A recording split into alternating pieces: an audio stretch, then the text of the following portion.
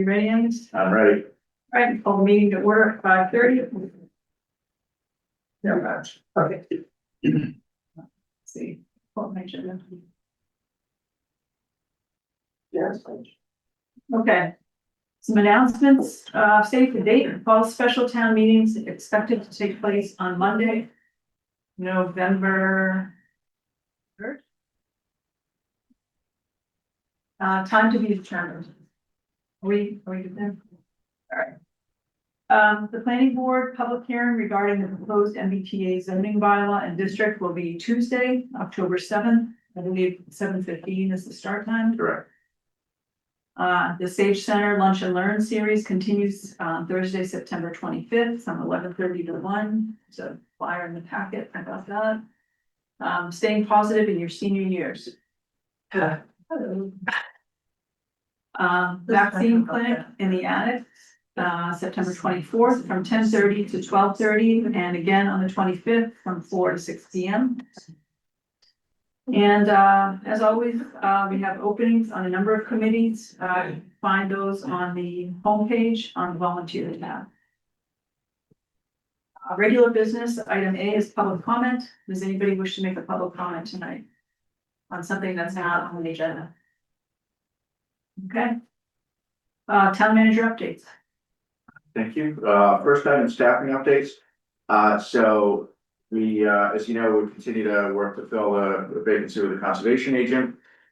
We do have 4 more interviews scheduled for next week because we have continued to keep the job posted through the process this summer of prior rounds of interviews. And thankfully, we've continued to have really interesting working applicants come in. So I've been working closely with Molly, and Rebecca's been very helpful on that.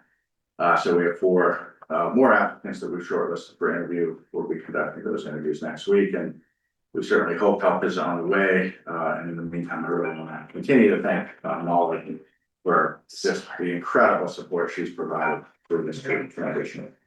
She's acting as agent. She is acting as agent. Obviously, Jen Geary, I mean, it's just so fortunate that we created that position at the beginning of last fiscal year, because as you know, prior to that position, the conservation department has 0 support staff. So at least, you know, I should say at least, I mean, Jen's great, but having that presence in the office 5 days a week, having the administrative support and things like legal ads, correspondences, filings with DEP certainly helps. But yeah, Molly has taken quite a bit on her shoulders, and is we're thankful for that. Other staffing update, unfortunate news, Christine Wallace has put in her notice. Her last day is going to be next Thursday.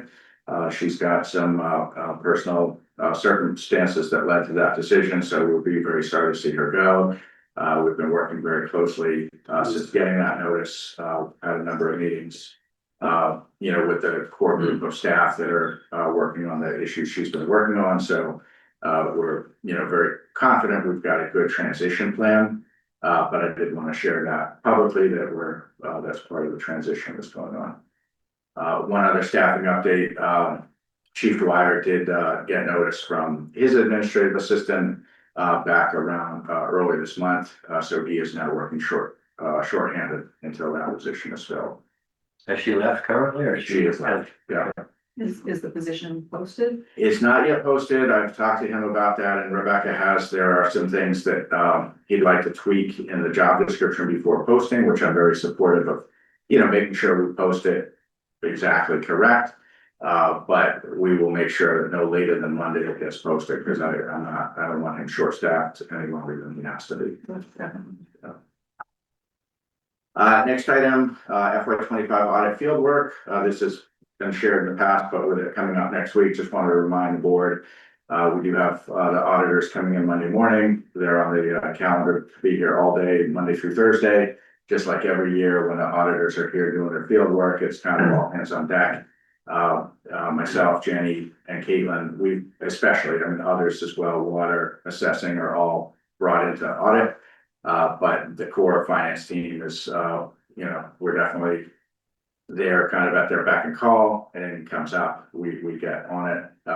As you know, we had a very constructive kickoff meeting with them back in June, spent about a half a day We've been very impressed so far. They're extremely organized, as you would expect from auditing firm, but they provided us a lengthy list of everything they needed. All of that's been uploaded over the summer. We've been, posting everything through a cloud server they have. The only open items are things that are beyond our control, like the Essex regional reports, which sometimes lag behind. But anyhow, we feel very well prepared for that. But I just want to make the board aware that just like every year during field work, I keep a lighter meeting schedule just to make sure that we have the time to be full responsive. So that starts. H pipe state crossing, people see that, that they got a good start on that, but then it's been delayed.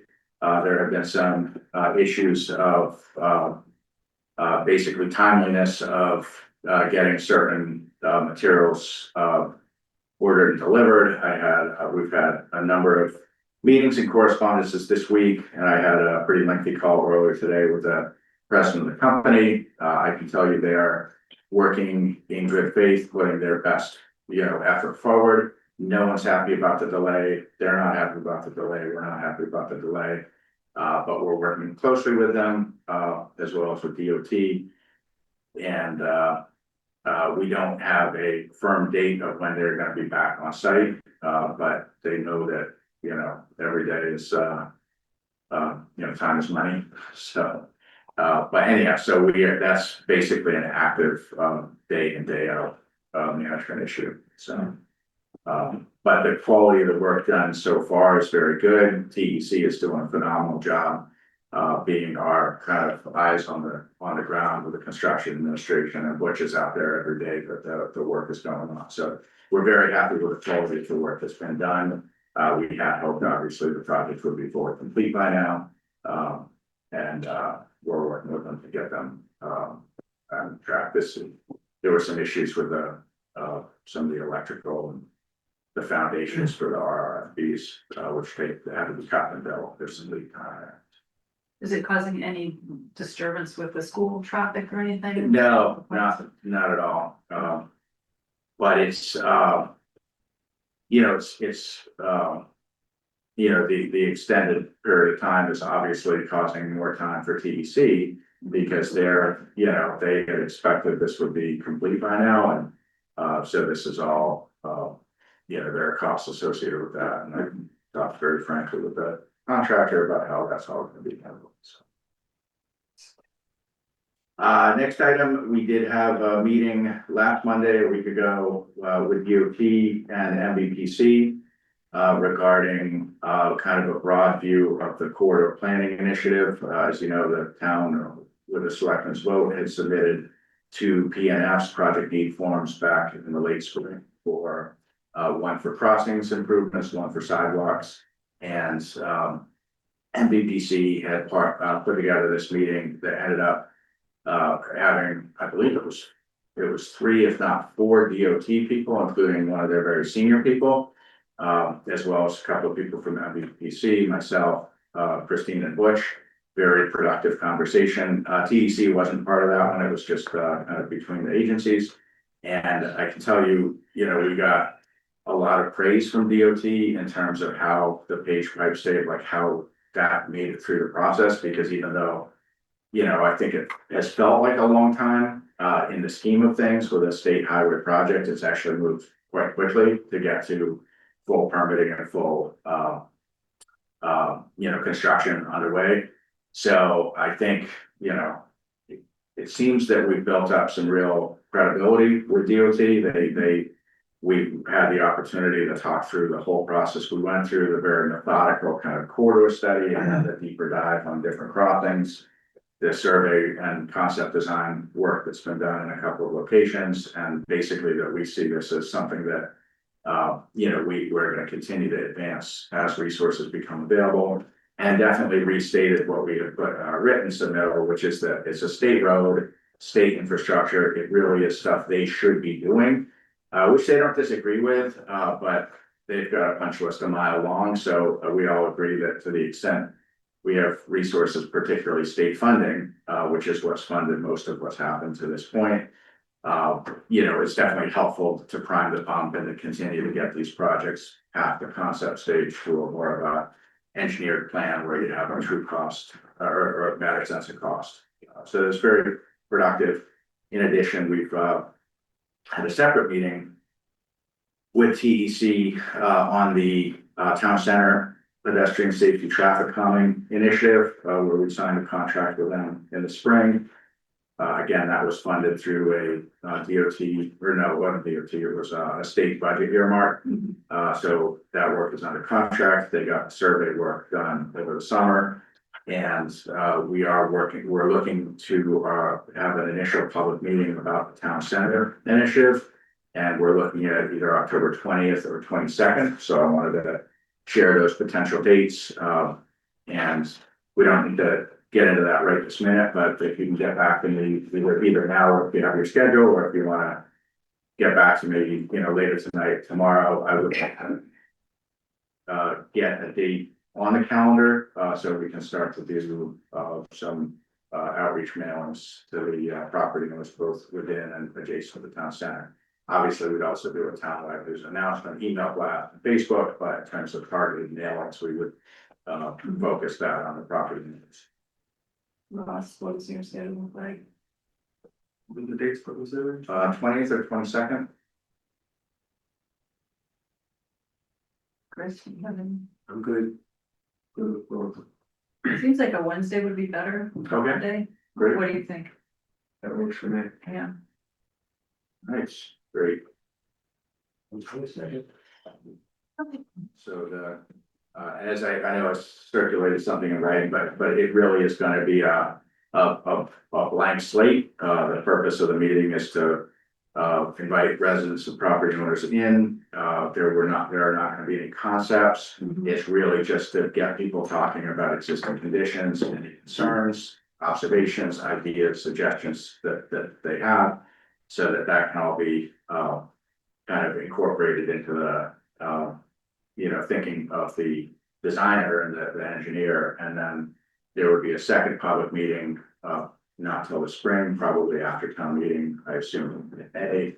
At that concepts would be cleared, the more input received, and then once that project is closed out, it would basically the end product is the survey work that was already done, as well as it's in their scope to provide a couple of different concepts.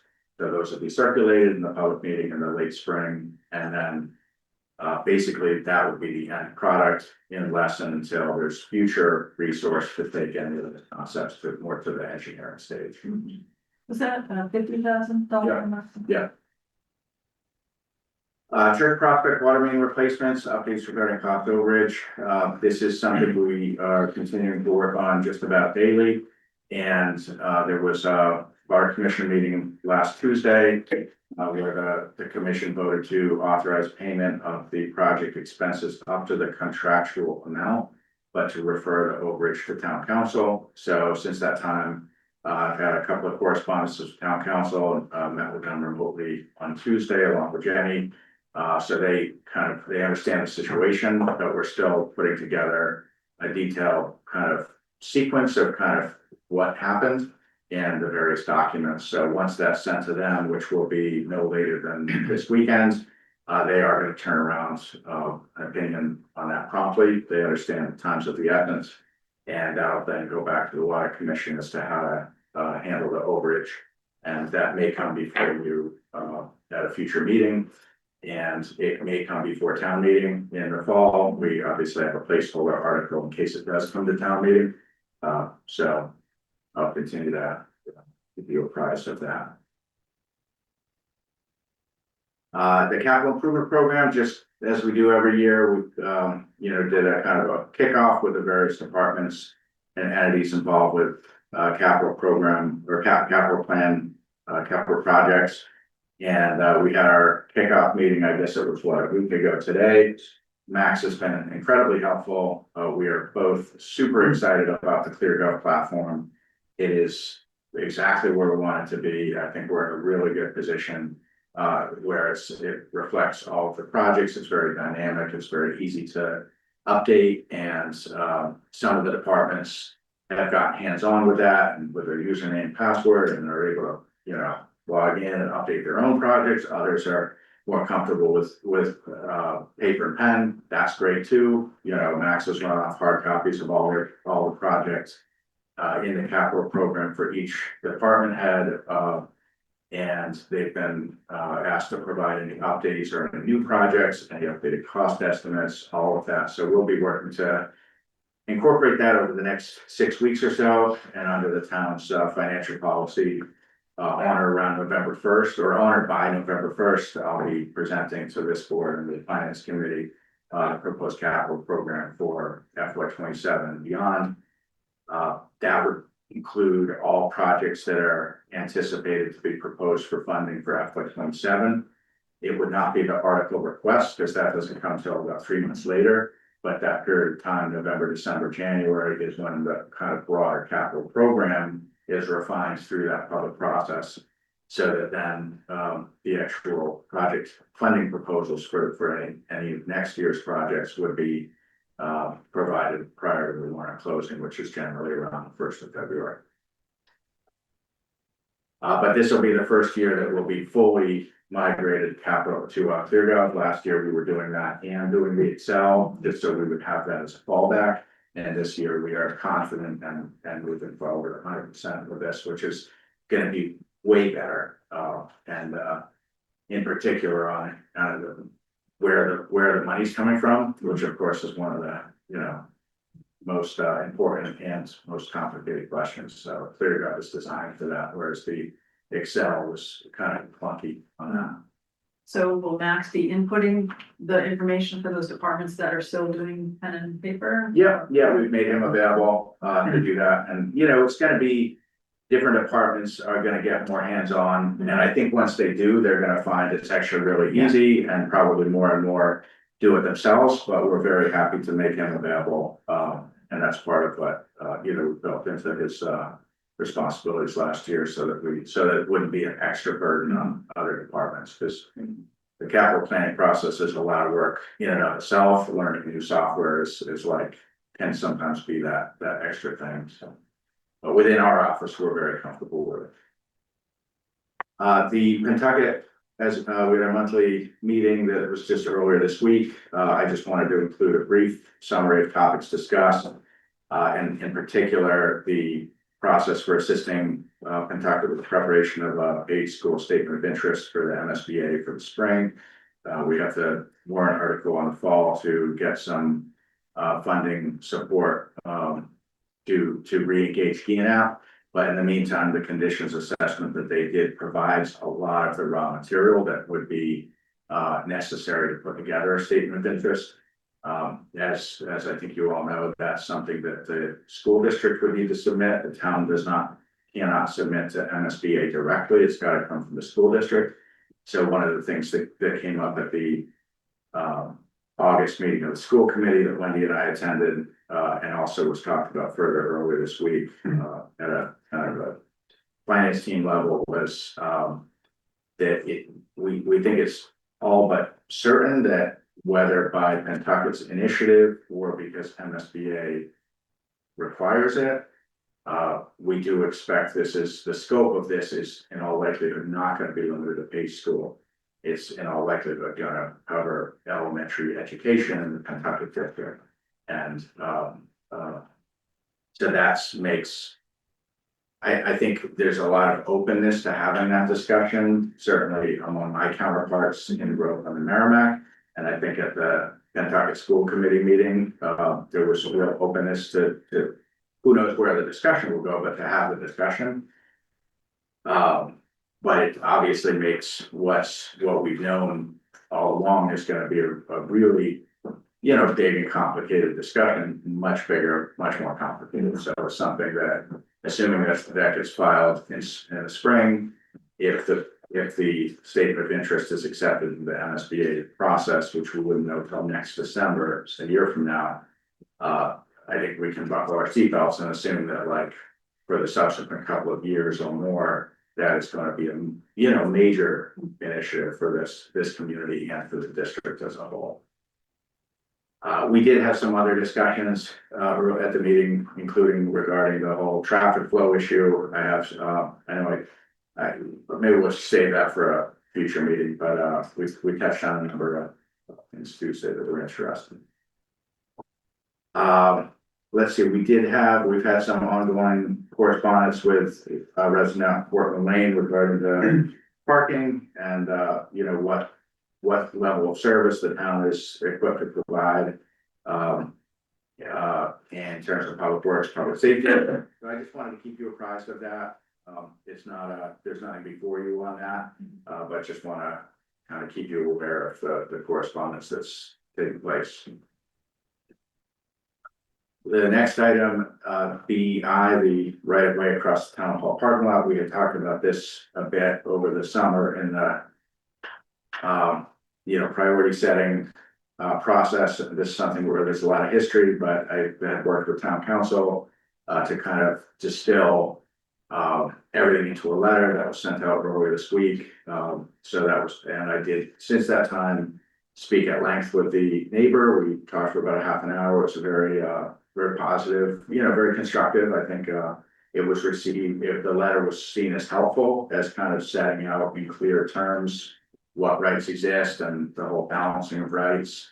So that's something that, my office is in continuing contact with both the neighbor and the tenant at the town hall.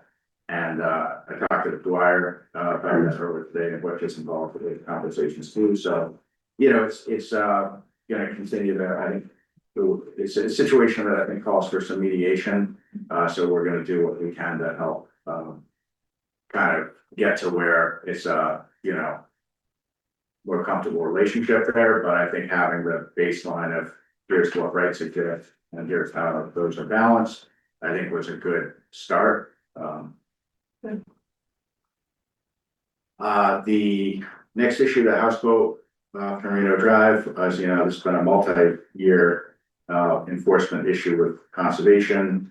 My office and public safety have become more involved in the past year or more for some non-environmental issues, more public safety related issues. And so we did meet with the residents earlier this week at some length, and we're continuing correspondence with them, and they understand that there's actually at least 3 different regulatory issues that this is out of compliance and that this is a serious situation, and we got to get it resolved. So we're working on that. And then some other updates. I put in just a brief email thread. The LED streetlight conversion is still on track. I included the agenda from last week's land management planning huddle. This obviously touches a lot of different things. If there's anything on here you want to hear about, I'm happy to brief you on those. But basically, these are summarizes a lot of the active issues that we're working on in the kind of land use arena. And then finally, a couple of brief things that just since the agenda was posted, newer information.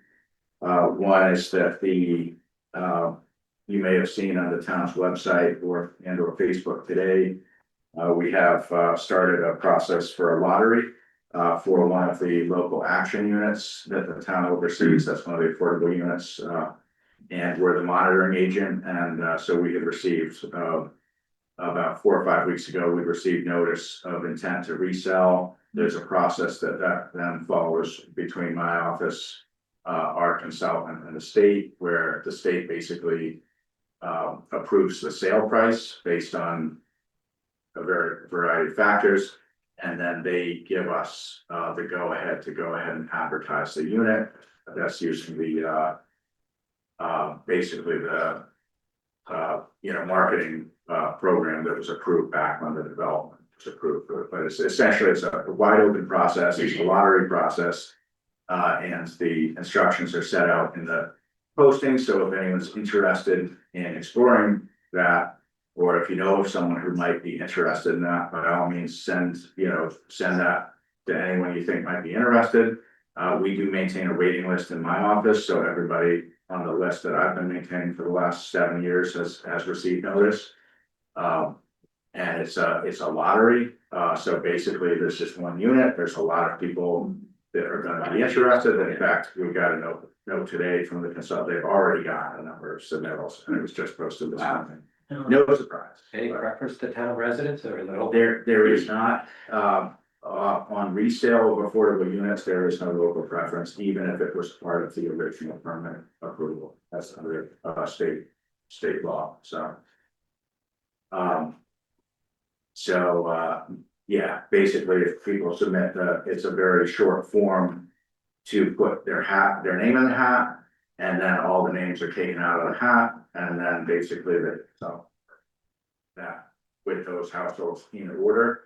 So if the first name out of the hat ends up making an offer, getting their financing, so on and so forth, they would be able to go forward. If they either back out or the financing doesn't work out or whatever, then they'd work with the second person and the third and so forth until they have a deal.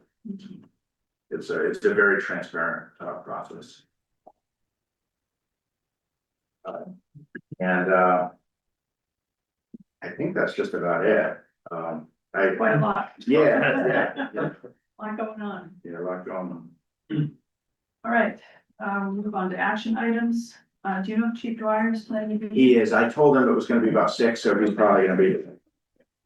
All right, so why don't we move on to item B under action items, review of nominations for the West Newbury Democratic Town Committee. Real quick, we have Janet online, but I think Mary Moody also plan to attend around 6. Okay. As speaker of the devil, are you married? The devil. Yes, the devil, I says. All right, perfect time.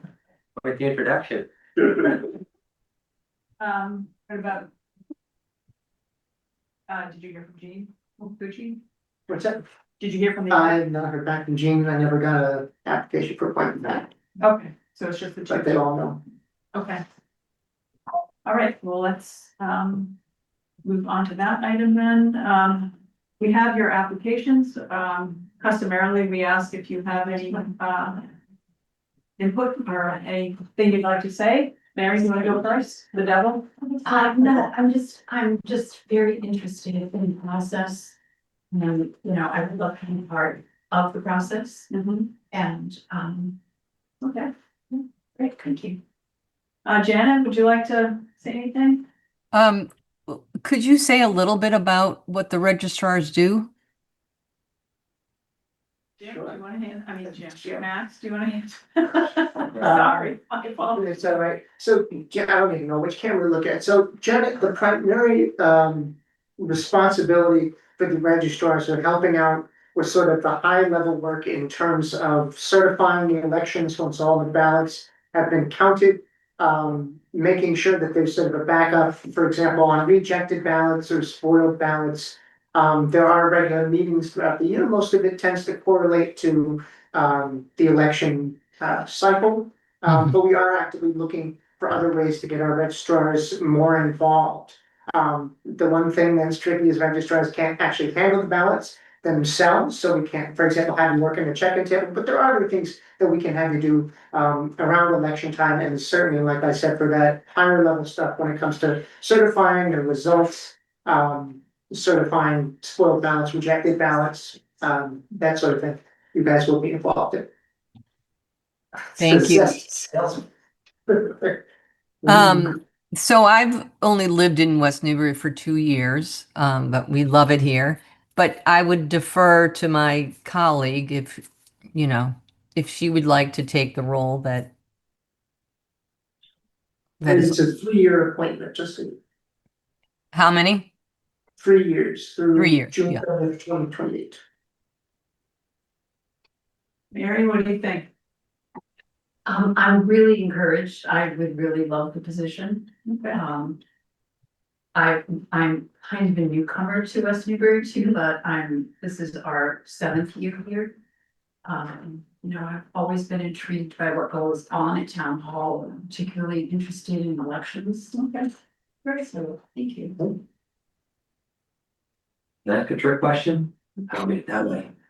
Whereas Janet mentioned she's a member of the West Newbury Democratic Committee. Do you have to be a Democrat to be appointed to this Correct. Okay, so is Mary? Yes, also that's- a member. Okay, I just wanna make sure we don't step in a pile here. Yeah, we've done it before. You've done it before, I'm not. No, I watch it all the time. I'll make a motion to appoint Mary Moody to these. She's not, Jean, is she? Okay. Yeah, I don't- The West Newbury Board of Registrars. You would, I don't know if everybody heard you. Get a motion to appoint Mary Moody Okay. to the West Newbury Board of Registrars. Nice. Second. For a term. Got 3 years. Yes, Max goes maybe. All right, any further discussion? Janet, I would encourage you to look at other opportunities on the town webpage to volunteer. We have some really interesting, committees that we might be. Yeah, it's a good idea. Yeah. Okay, Okay. yeah, I will. That's a good And if idea. you're interested in poll working, we can always use more poll work. Did you hear that, Janet? Say it again, poll If you're working? interested in poll working as well, we'd be more than happy to get your information, which we already have, and talk to you about that as well. We can always use more. Okay, Right? perfect. Thank All you. right, all in favor? Thank you. Chris, are you in favor? All in Yes, favor? aye. Aye. Okay, great. All right, thank you both for coming. Okay. You're welcome to stick around if you'd like. But no obligation. All right, go back to item A, request for authorizations to apply for 911 training grant, Chief Dwyer. You come in? Back roads. Yeah. Yeah, so we're looking to just, this is an annual, training support incentive grant that we apply for every year. Helps offset costs associated with our CAD subscriptions, which is pretty pricey, and also some training costs, certification costs, and some of the costs. So these are costs that we would incur with or without the grant. Yes. Any questions, Chris? or Ross? Yeah. Simply because I'm gonna ask it on a grant. Mhm.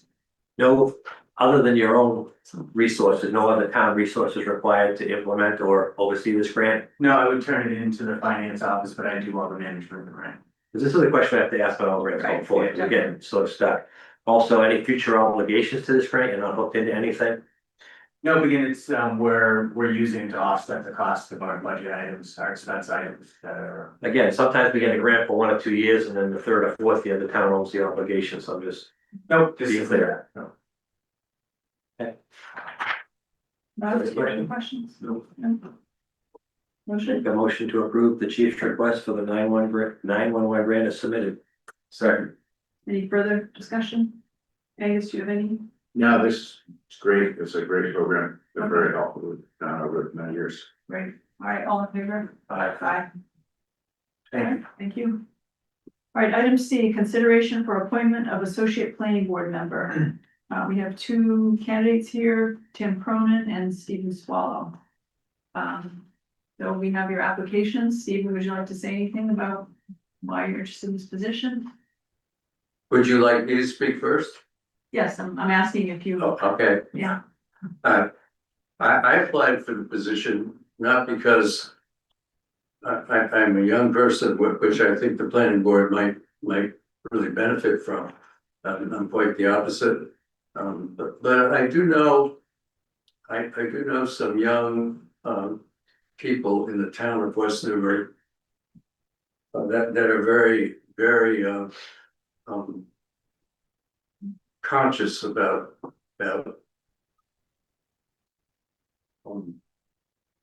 their involvement and commitment to the town and willing to put in hard work.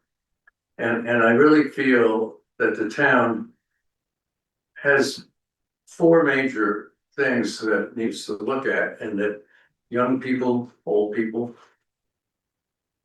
need to look at together. One of them, as always, is the schools. Right now, the average age of the town is high enough that, enrollment is down. But another one is state mandate and compliance, which I don't feel that the average citizen has a full understanding of. When it comes to something like the overlay questions, people get get very involved, especially if they're talking about something maybe in their neighborhood. But the big picture is what the state of Commonwealth of Massachusetts is looking at. And they're looking at affordable housing. And they're not just willing to say, well, they can go across to New Hampshire. And the town of West Newbury in the next years is gonna have to deal with that. And the better they deal with that and the better they plan, the better West Newbury is going to be in 5 years, in 10 years, in 15 years. I see ways. And you know, if I were accepted to the planning board, I would have a lot to learn from the masters like Dave Cook and the people that are on there. I don't know them.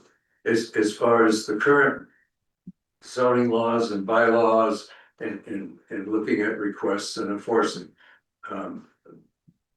My thoughts are working closely with the state and the state encourages, I've done a little homework, towns actually working with private contractors in order to set something up that would get the town of West Newbury in compliance.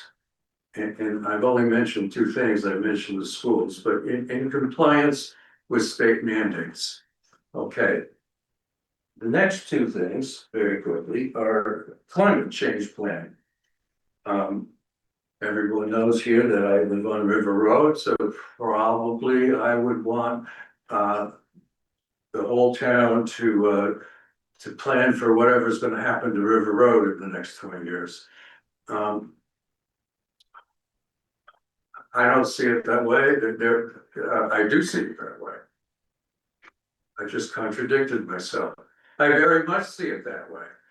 But the issues of flooding and town climate change and the beauty of the town and where it's going in the future, it's a major issue for everyone in the town. And the fourth one is kind of a combination of three, but it's a well planned out, like some.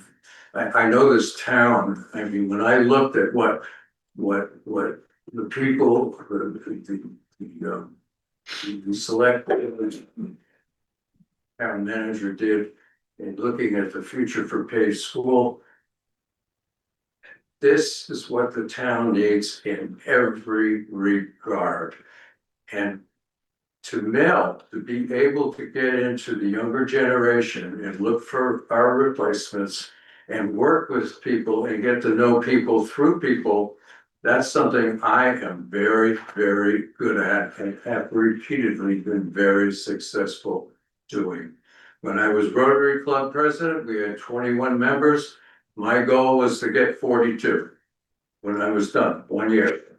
I got 42 and I didn't just get anybody. I got the commander of the Portsmouth Navy shipyard. I got the owner of the Kittery Trading Post. And I did that by inviting them to the Navy League dinner, which I personally bought a whole table for.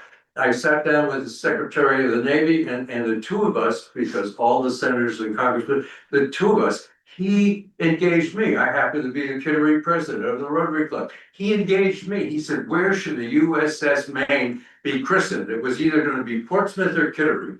I explained the economy because I was a major citizen and president of the Rotary Club in Portsmouth, New Hampshire. And I explained to the secretary, who asked me, I said, we just lost Pease Air Force Base, a strategic command airstrip, but more importantly is the threat of closing the Navy shipyard. The largest business in the state of Maine is hanging over the heads of everybody. Portland was easy. They could move that 686-foot submarine in there with no problem. Portsmouth was very difficult. They had to do some dredging and have the best pilots in all of the East Coast bring that submarine in. The next morning, they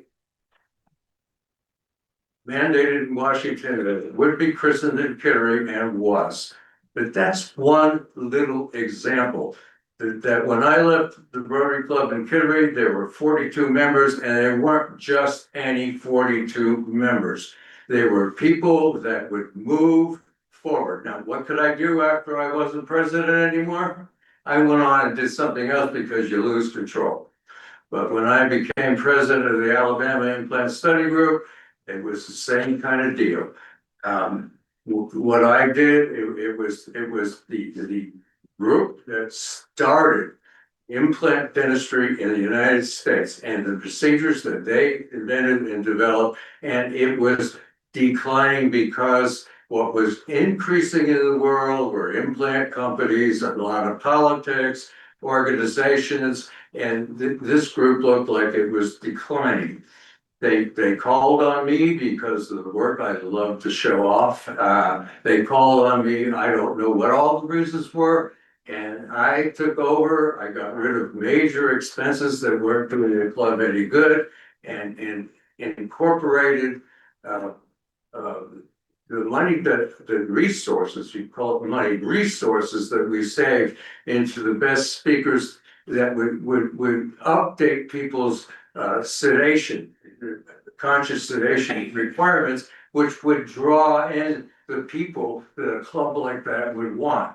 In 3 years, in the normal, I doubled, and it's still getting bigger because you can't get that kind of education anywhere in the United States for that kind of money. I've still had close associations with that. I feel that I could work with West Newbury and look at the 4 things that I just mentioned and I don't think I would be the boss. If I got on the planning board, I would be the lowest man on the totem pole, and I would have a lot to learn about the current bylaws, the current zoning laws, and how they go about deciding what we do. But where I do feel that if the town would like to take advantage of my years of experience, I would like to work with the younger generation. I would like to work with people from, and I think the whole thing is getting not people here in this room to agree, but public, yes, public understanding and public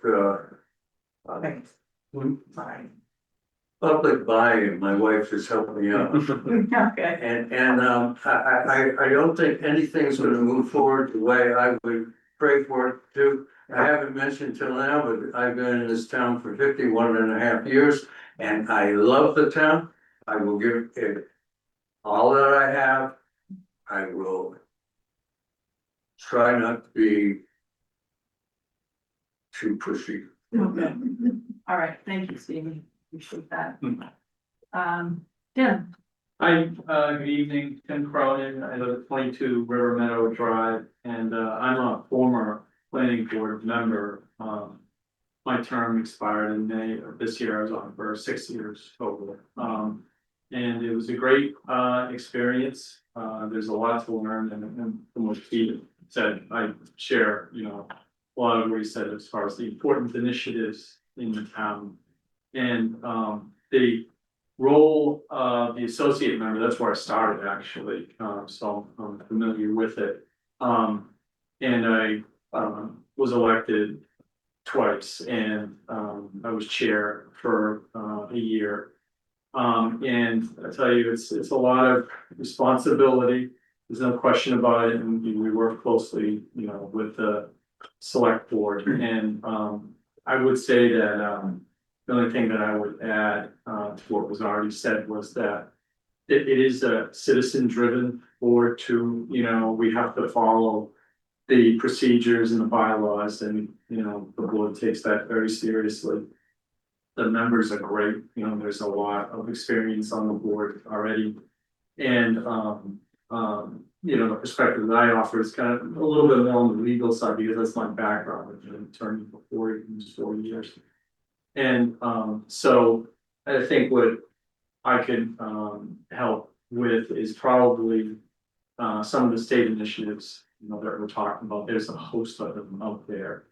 And, also, having been through the process a good number of times on subdivisions, on, 40B, and, all the other intricate laws that there are in Massachusetts that govern the development of land. But I think the most, one of the takeaways I have from my experience with the board is how important it is to get that public input. It's not easy in town because we are a small town. And, I definitely also share the concern about, getting some of the younger people in town involved. And I know that the select board, is all over that. It's not an easy thing to do. But, if you bring up something about the schools, people can be very involved.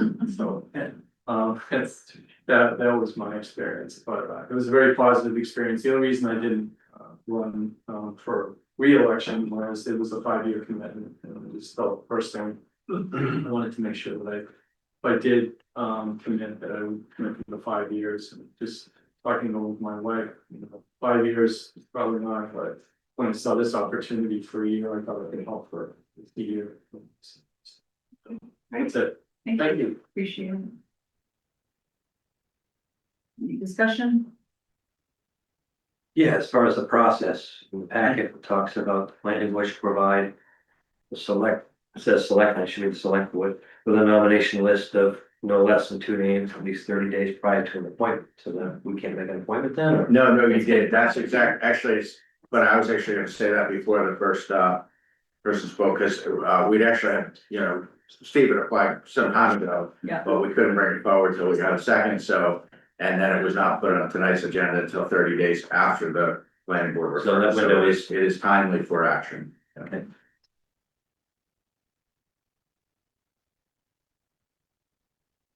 Any questions for the candidates or? I don't have any questions, I'll make my comment, I guess. I would make a motion to appoint Tim Cronin.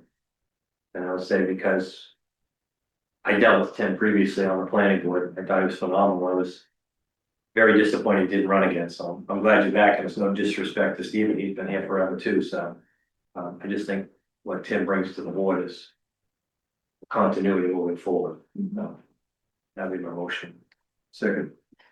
Okay, all in favor? Aye. I'd Thank like you you both for applying. to consider something else, Stephen, so your long years of experience can be put to work in town. It would be good for you to consider another position with another committee. All right. All right, next item is item D, request for approval of special event permits, Myopia Hunt Club. So were we expecting somebody to be here, Max? Deb was representing, but I'm pretty sure she's out of the stage of country. So it's Okay. So I have to say, I'm not quite clear on what's happening here. I know. I don't think we could read back to this version again. There was a lot of to do about parking and who's using space, all that kind of thing. It has all been worked out behind the scenes. The only caveat that still gives Conservation Commission does not want the portion of Summer Brook land included in their ride. Mhm. But it sounds like Park and Rec, Caitlin upstairs, riding and driving kind of all figured out. In terms of making sure there's room for horse trailers and it's not getting impede on the youth sports and Mhm. all that other stuff, that it is in fact kosher, although there was a lot of wrangling over that to start. This application did come in a little later than the other ones, so it sort of dropped, and so I think that sort of rushed the timeline, but as far as I know, it's okay if you guys feel with the parking situation, it's okay. I have assurances that it won't be an issue. In terms of parking here. Right, because there is soccer and something else going on, but I think based on where the rings are versus where the parents park or something. So the map still shows Sawmill Brook. Correct, so that would be eliminated and the riding and driving club or myopia will be made aware. I just have to figure out how to get in touch with them because it's all been through Deb. Okay. Yes, Well, I just want to clarify, can I tell him that sure, Deb already spoke with the mayor, I believe. but Yeah, they're the applicant though, so we have to. No, but about the Summer Brook. Okay, that is being looked at. Yeah, so Deb was given written authorization from the president, whoever it was, to be on their behalf, but she can't be here tonight. So, Chief Jar, I have a question for you. They're gonna have, traffic monitors. Is that to control crossing? Typically, we don't have volunteers do that kind of work. Yeah, when Deb reaches out to me, we work on a plan to make sure that it's not an area that's gonna be busy with traffic. Yeah. They're gonna be highly visible. Okay, I so don't you're like, I involved. don't like using volunteers for that, but at times it's such a quick crossing, it's not worth having detail there. Okay. But I would prefer to speak to them and even Park and Rec, so make sure nothing overlaps. Yeah, I think because they're not using Sawmill Brook, they're gonna be crossing Harkley's Place, and Stewart Street is the one I'm a little bit concerned about, but Yeah. it's not. I'm happy to visit those sites with them. Okay. Any questions, Chris or Ross? I do, I'll let Ross go first.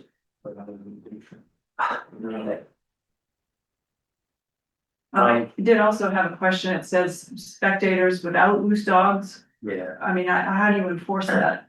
There's not a leash law, right? So, how are they allowed to make that well, that's what I'm. requirement, I guess, so I was concerned with that too. So that they're saying that there'll be no loose dogs, around the route. Which, they can't enforce that, so I guess it's really a request. Right? It would have been better phrased as a request, yes. I had a question, they talk about 10 horses, 10 horse trailers, but they could have up to 30 horses. You're not stuffing 3 horses in the trailer to get in there, so one of those numbers is inconsistent with the other, so you know, 10 trailers is one thing. If you have 20 trailers up there, that becomes very sticky, I would think, with soccer. It's a concern. I don't know how to address that. And when we approve this, we're only gonna be approving it for the town property, because we can't make an approval for the private properties and the residents there. That's Right. I won't even get involved with that component and stuff. Chris, I'm sorry, where's, am I missing where it's, where's it crossing private property? So instead of that Sawmill Brook loop, now it's going through private property around that area. So it was originally going through private property and it has been cleared with property owners, I think, the rest of someone, I don't know. But I made sure. But that's between myopia and private property. Correct. Nothing to do with the town, as I was saying. Yes. Indemnity and liability. Yes. Yeah, it's just, if it's this weekend, we don't have much time to work these things, I mean, these. Oh, I can make that motion, yeah. We have no responsibility for it. We will approve No, it. I mean, the other things that are discussed, Well, or any of your other questions. it's general, yeah. Then again, the part about the dogs on the leash, that's unenforceable, Yeah. that's understood. Yeah. We want to make a motion to approve the permit for Myopia Hunt Club for the Pike State Hill and Mill Pond component of this request. Second. I had a question about the size, the banners, or is there gonna be no signage? Or like especially the crossings for public property, I didn't get any imagery. okay. It's problematic to not have the proponent, the applicant here at the meeting, so. I mean, that's not on you, Max, I'm just stating the fact that, Try to pull all the strings I can. no, I mean, you can only do so much, I so, did ask Deb to zoom in, but. yeah. These are, I guess. All right, if you guys are comfortable, are there any caveats on the motion, or just that's? Really can't, the dog thing is unenforceable, so if somebody calls Mike and says there's a loose dog, then there's nothing they can do it. So signage would help with that, saying force event, please leash your dog, at least that's something, it's not enforceable, but at least nobody's gonna get hurt if the dogs are. So, Yeah, I don't like the whole application either, I wish they were here too. all right. Are you willing to shut the event down? I'm not crazy. All right. All right. All in favor? I All right. Mill Pond Fishing Derby, October 5th, from 9 to 12. Any questions on this application? This was a very successful event last year. heard you even went. Yes. I didn't fight the kids for the prizes though, okay, I just lost. Did you take any of their fish? No, I didn't. Any questions on this? Yeah, he said the insurance certificate is exempt because it's a town event, is that correct? I don't know. Yes, yeah, if yeah, if it's a town committee, that's covered by the town's policy, yes. Okay, Make a motion, we approve the fishing event at the Mill Pond, as submitted. Second. all in favor? Aye. Aye. Right, the next event is the Harbor Side Half Marathon, November 9th. That's my favorite. Are you supposed to that? Nope, Evan's online there. Okay, let's see. Hello, Evan. How are you? Good.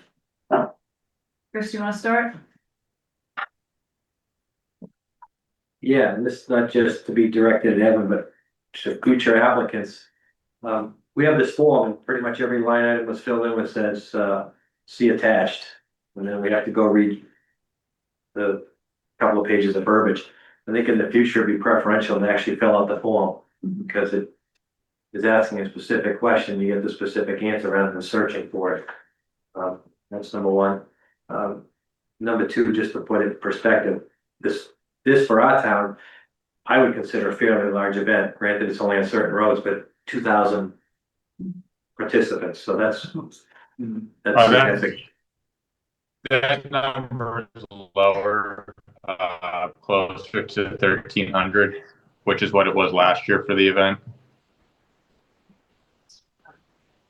Okay, that's still a lot of people. For West Newbury, I think that was the point. Yeah. And Correct. Okay, yep. I mean, is there any questions on that? I work closely with Chief Dwyer and his team, and this is the 11th year of the event, 4th year that I have been working on operations and logistics for it.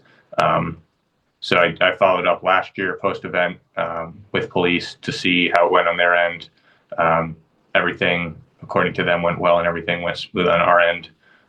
We do have a cap on the event, so it won't be any larger than the number that I stated. We won't be having any more registrants for the event, so that is the max that we'll have. And you said that's 1,300? Evan?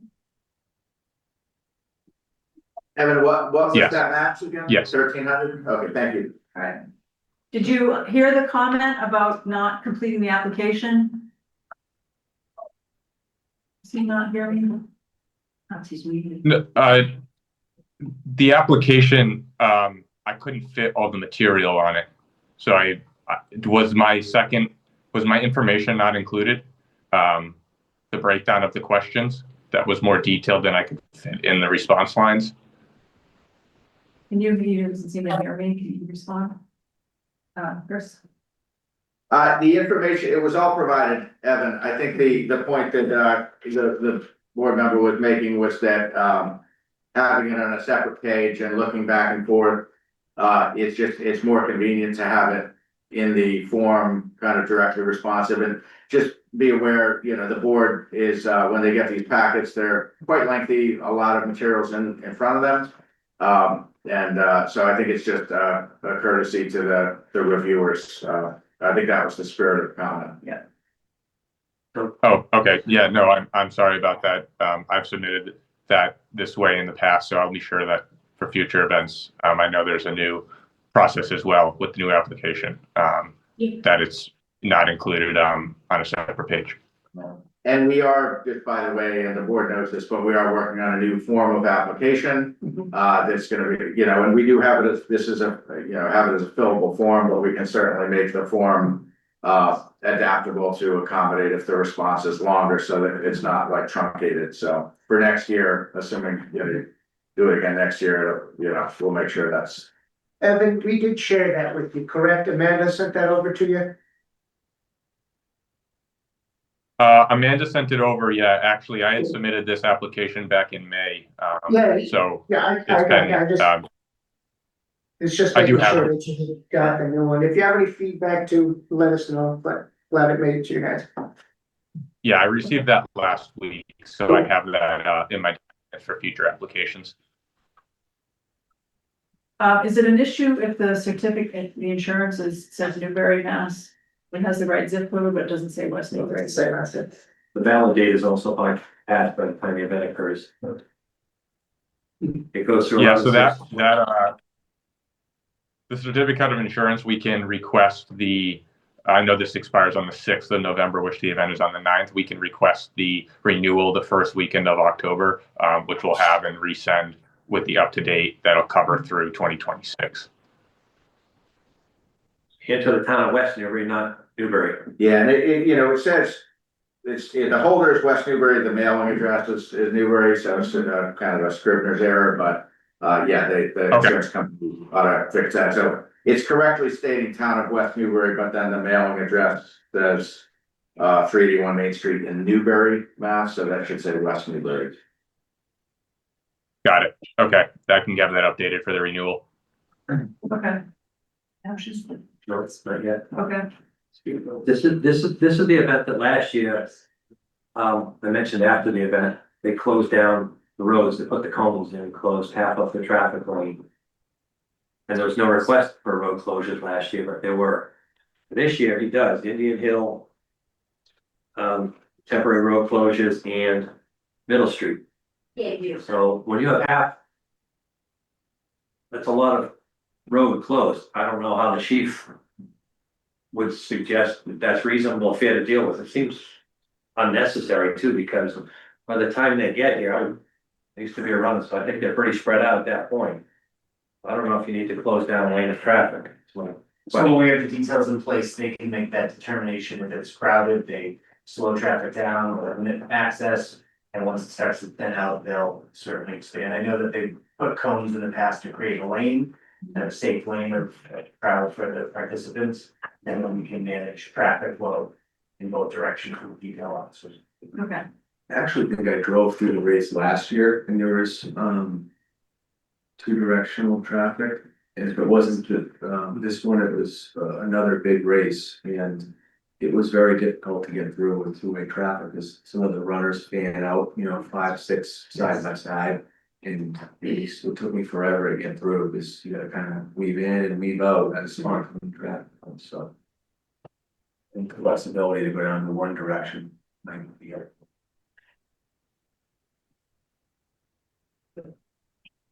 I'll defer to the chief on that. This is his area of expertise, so whatever they decide. I just want to point out that this is the first one I've seen for road closures and I think it has to be looked at slightly differently, that's all. Yeah. The last comment would be, in the future, if we could get a little better map, I mean, you need a microscope to read this one, I had to go through and highlight all the roads and sort it out. It's just difficult. So just a map of the West Newbury part of it? That would Yeah, allow it a to be little, loaded? I went through and put all the locations of the police details just to make sure everything was covered. It just took a while to. It was a cumbersome application to get through to make sure they had all the information. It's all there, it was difficult. Yeah. That's it, I'll make a. Sorry, were you requesting just a map of the West Newbury section, a zoomed in map? Yeah, either that or some clarity on, like, some of the roads aren't even labeled. It would have been nice to have where the police details are gonna be, porta potties, things like that. Directly located on the map? I think it would be helpful, yeah. Yeah. So with that said, I'll make a motion to approve the Harborside half marathon application pending submittal of a valid insurance certificate. Second. Any further discussion? All in favor? Aye. Oh, I'm I sorry. just have a comment. The town is good about notifying people of the race. But I would love to see a good map on that notification. These races all affect my street. So knowing exactly what the route is would be super helpful to me. In the email? And in the email? Well, I think in that email that comes, there ought to be a map. Yeah, That's Yes, southeast, yeah. And they are also, putting signs out in the area and sending letters to abutters, so. Yeah, the notification, which we didn't get into, they have a whole, they talk about how they notify everybody. It's actually it's very nice. well Yeah, done. This- So, all right, thank you very much, sure. I'll be Okay. sending every door direct mail to Yeah, all we appreciate that. residents on the course, every door direct mailers. Okay. And then as well as notification signs posted at least 1 week in advance. Great, thank you. All right, Evan, it sounds like, so I don't know if you heard, but the board did vote, 3-0 to approve it. So I'm not sure if all of the detail came through. It sounds like you might have, some audio issues, so by all means, follow up with the clerk's office, tomorrow if you have any questions, and, but the event is approved. Subject to the, receipt of a valid or updated certificate of insurance, with the issues addressed. Okay. Fantastic. Thank you all. Yeah, thank you. All right, item E, request to plant a replacement Liberty tree on the training field. This is by the West Newbury Garden Club. So this, request came in a couple of months ago, and, I knew that the first question the select board would have is, what is the historic district commission thing? So that's why you see the date of the letter, and it's before you in September, so they've gone to the historic district commission, so they can update from there. And the tree committee, by the way. So there's somebody here from the Historic District Commission. No, is anyone here from the garden club? yes. Yeah. Yes. Would you like to? Well, expand on the first of all, it wasn't a request. It was an informative letter. I'm on the board of, board for the garden club, and I'm also the chairman of the training field for the garden club. And so we're on the field a lot, the trough, in front of the memorials, around the flagpole. We really had not been doing anything down by the Liberty Tree stone. Do you know what I'm referring to? Yes. But David Moody, who is not here tonight, had been tending it for the last couple of years. And it came to we obviously noticed that it was really having a hard time. And sent out a couple of inquiries, ended up with the chairman of the West Newbury Tree Committee, Fred, is it Shanania? Shanani. Shanani? Shanani. Yeah. Okay, ended up contacting Fred, and he went up the same day, this was last summer. And he looked at the tree and said it had, in his opinion, oak wilt. He said it was extremely contagious. He said the tree had to be removed ASAP. Or it would infect the other large oaks down there. So the tree was about this big. And on that basis, we went ahead on Fred's recommendation and removed it. And then we, of course, Fred being the chairman of the tree committee, we were in communication with him. And so he's very aware of of the tree being gone. And the reason we actually wrote the letter was because we're coming up on our, on the 250th, and we thought, really, there should be a tree down here. And just wanted to really let the committees that are in charge of it be aware, so that we, and of course, we would be involved if necessary. So this is not a request to. Well, it was not written as a request because we're not tree experts. We wouldn't know what the town would want planted, it's really, we don't feel the garden clubs, I guess. I don't want to speak for the garden club tonight, but I guess we didn't feel we really were in a position to be making those kind of decisions. No, but you're certainly in a position to make a request, that I'm just not clear on what. Well, you're we were requesting that the town address it and have a tree Okay, put in. so just for point of information, Fred is the chair of the tree committee, that's an appointed committee. Our DPW, our highway superintendent is really the person that is the tree warden for the town. So Okay, in the future, he would be the person to contact.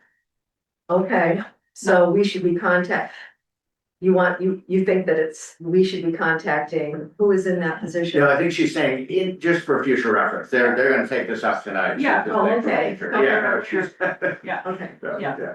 Can we back it up for a minute? Sure. Because when I saw this, I did a little research, because I said, what's a Liberty tree? So when you research it, there are different Liberty trees. And it was typically an elm, which you probably don't want to plant an elm nowadays. But the last surviving Liberty tree was in Maryland, and it was a tulip poplar. And there is currently a program to have them planted in every state, grafted from the original genetic stock. So there are programs out there to do it. So just to stick there, and when Fred responded, he said, plant a red maple. Well, that's got no relevance if you're gonna plant a Liberty tree. So I think there needs to be some research done on it. There are programs out there. I saw 5 or 6 different ones that will, there is a whole 250th anniversary program to try and get these trees planted in as many places as possible. So what I would suggest is we throw this back to the tree committee and ask them to research what is a Liberty, first of all, tulip poplar, I don't know, this site can 120 feet tall, like wrote. It might be a little too big for the site, so I think you have to sort of craft this to the situation. So I think the tree committee, if we can make a request to them to find out what is the correct Liberty tree for this area, what would be the appropriate tree to plant, when do you plant it, how do you plant it, and where do you acquire one?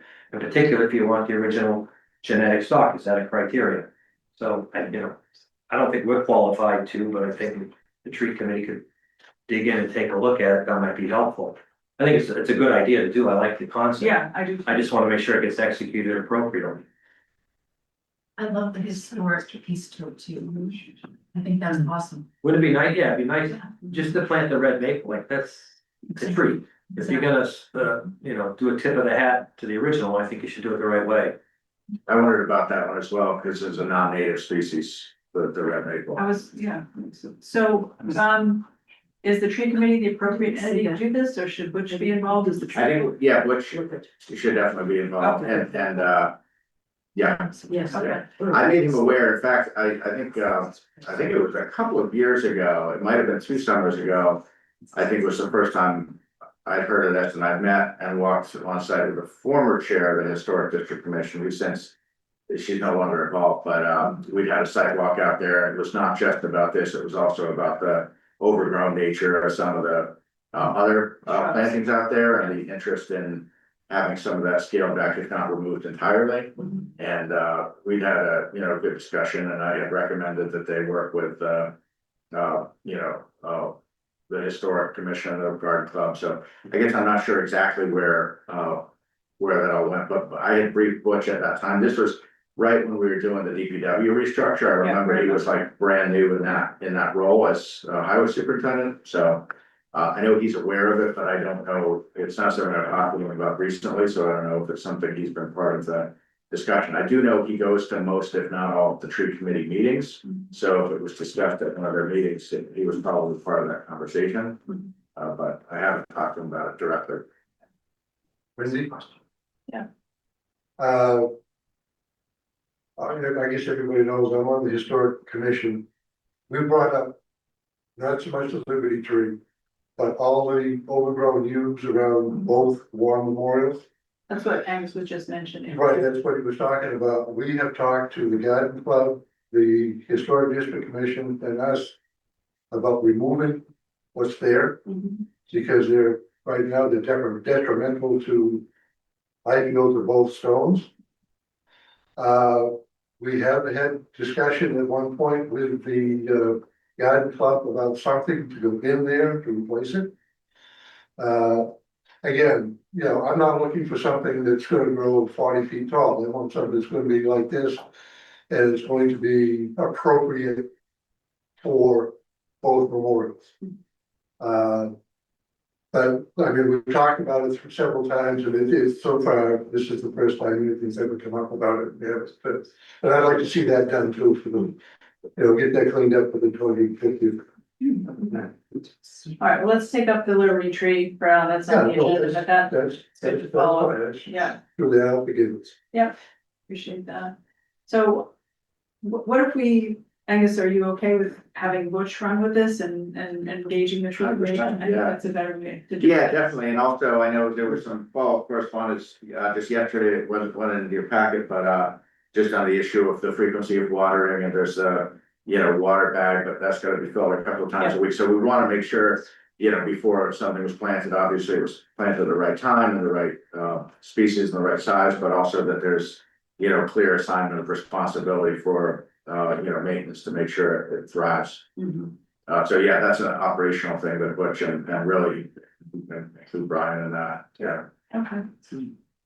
But with the focus of doing a genuine Liberty tree, not Yeah, just a tree. Yeah, I just. yeah, and the other thing about the kind of overgrown, use, I guess I know Butch and Brian are 100% in agreement with what Bob has said there.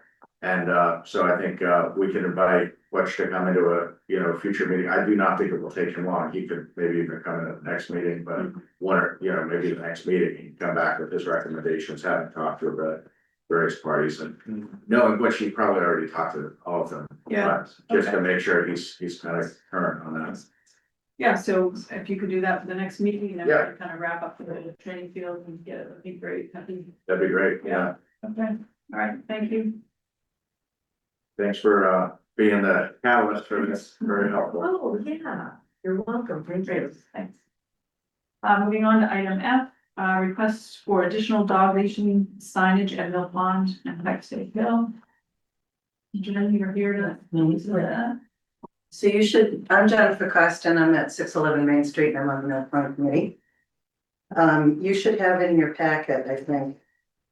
It looks like this.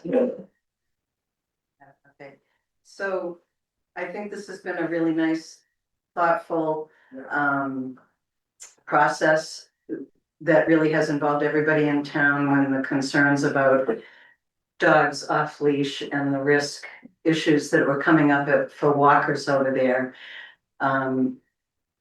As we all know, what we ended up with was a revised bylaw that said only 2 dogs instead of 4 off leash with immediate voice return or recall. And then there are, of course, nuances about what that looks like when you're actually out there at Mill Pond with the various dogs. So the select board has already taken the action to produce the maps that are in your packet, and those are already posted over there on signposts. So that's a picture I took of one of the maps that's up there. And I believe there are 7, there might be another one, but I walked the area and I think there are 7. And they're posted essentially where people would enter a trail. That's really where they are. So what the committee would like to do now that the bylaw's been approved and the state has approved the change in the bylaw, we'd like to produce some additional just etiquette factors for people and post them with the maps. So that people can understand they can only have 2 dogs off leash. And there are other things here that are essentially the output of commentary we've heard from people who walk their dogs over there. So essentially what we'd like to do is a second sign and affix it to the same post that the map is on, so that they've got the etiquette, or the rules, that really we're calling it etiquette, and the map that shows where the rules apply. And this would be below the map? Map could be below or above it, I can't whatever. remember how much post is available. But- Yeah, well, there's enough space. But So who would DPW fabricate these signs or order them? I have to work with them. I don't know who ordered the That was DPW. yeah, so I would work with them to do that. I mean, it wouldn't look like this. It would Yeah. look like a companion sign. Yeah. So that they would look the same. Yeah. But essentially, we're trying to educate people and tell people what we expect. And then it's much easier to hold people accountable if people understand what the rules are. Because most of the folks over there are like, I don't know what I'm supposed to be, when you ask them. So it's, this is just the next step that the committee's been waiting for all the sign-ons to do this. Does any questions or comments? Okay. Number 1 and number 3 kind of, in a certain way, a contradictory a little bit, because it talked about the voice recall. So if a dog is available for voice recall, people should have to avoid the area if they're frightened by dogs, you know. This is part of the problem again.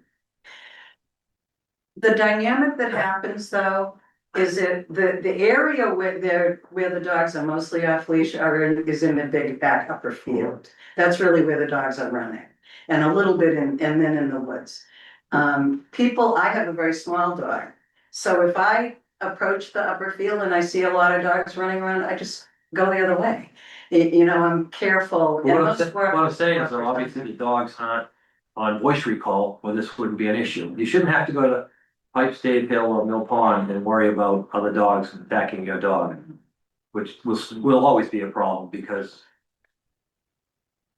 But we're saying avoid it if your dog could be aggressive, even if you're on a leash. Well, frightened by other dogs. If your dog could be frightened, so if another dog comes at my dog and is frightened, that should be the obligation of the person with voice recall. I understand, Absolutely. I'm saying it's just frustrating, but still at this point. It's sort of both parties have a responsibility, I think. So to keep your dog safe and expect others to also keep your dog safe. And that is really what happens. Most of the people that I approach up there will say, do you want me to put them on a leash? And that is mostly what occurs. And I'm there almost every I've day. had different experiences, I guess. I'm sorry. And so you should, if a responsible person has a dog on a leash and somebody is irresponsible and doesn't control their dog, I should not have to avoid certain parts of the area. That's all I'm saying. There's nothing you can change. I just found those two comments a little odd at odds with each other. The only other thing is, it talks about putting QR codes at the Yeah. front. That was the question. My thought about that is, in the past, QR codes can get corrupted. They have to go out, put stickers over it with a QR code that'll direct you elsewhere. So if the town has a QR code, there could be future issues, so. So we can just put the website I think reference, that's the preferable. URL. Yeah, I mean, you have the map of leashing Yeah, already, so you yeah. don't need a QR code for Okay. that. Other than that, I think it's great, and I love the fact you're putting it on the existing posts too. I Yeah. think that's Yeah, great. it'll make it, I appreciate that they were already there. Okay. So this is something that Butch is aware of in terms of the cost for the signs, or? Yeah, we haven't counted it out, but I think, as you know, we carry an operating budget for signs. Typically, that's for road signs, speed signs and things, but I think it's not gonna break the bank. Yep. Especially where it's early in the fiscal year.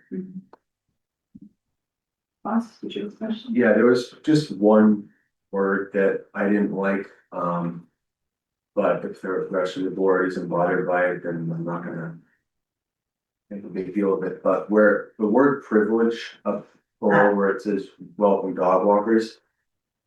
To me, it's there's a right and there's a privilege. I think it's a right.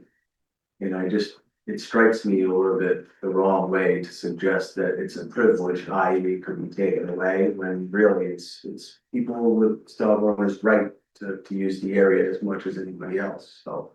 That was the only word that I didn't really like, but. I think the choice of the word, based on the committee's discussion, was we wanted people to appreciate that what you have available to you now actually could go away. So it is a privilege, and when you have a privilege, you're expected to do something to maintain that privilege. There are also a lot of people from out of town that bring their dogs there, so that was the conversation that the committee had around the word. But we can't restrict out of towners from. No, it's not intended to be a restriction, it's really just sort of an intent statement, I guess I would say. Please be respectful, this is a privilege. I like the wording of privilege. It's a privilege to have Mill Pond and Pipe State, first of all. Now, whether it's a right or, I think it sort of gives them, you should be respectful just because you've got this.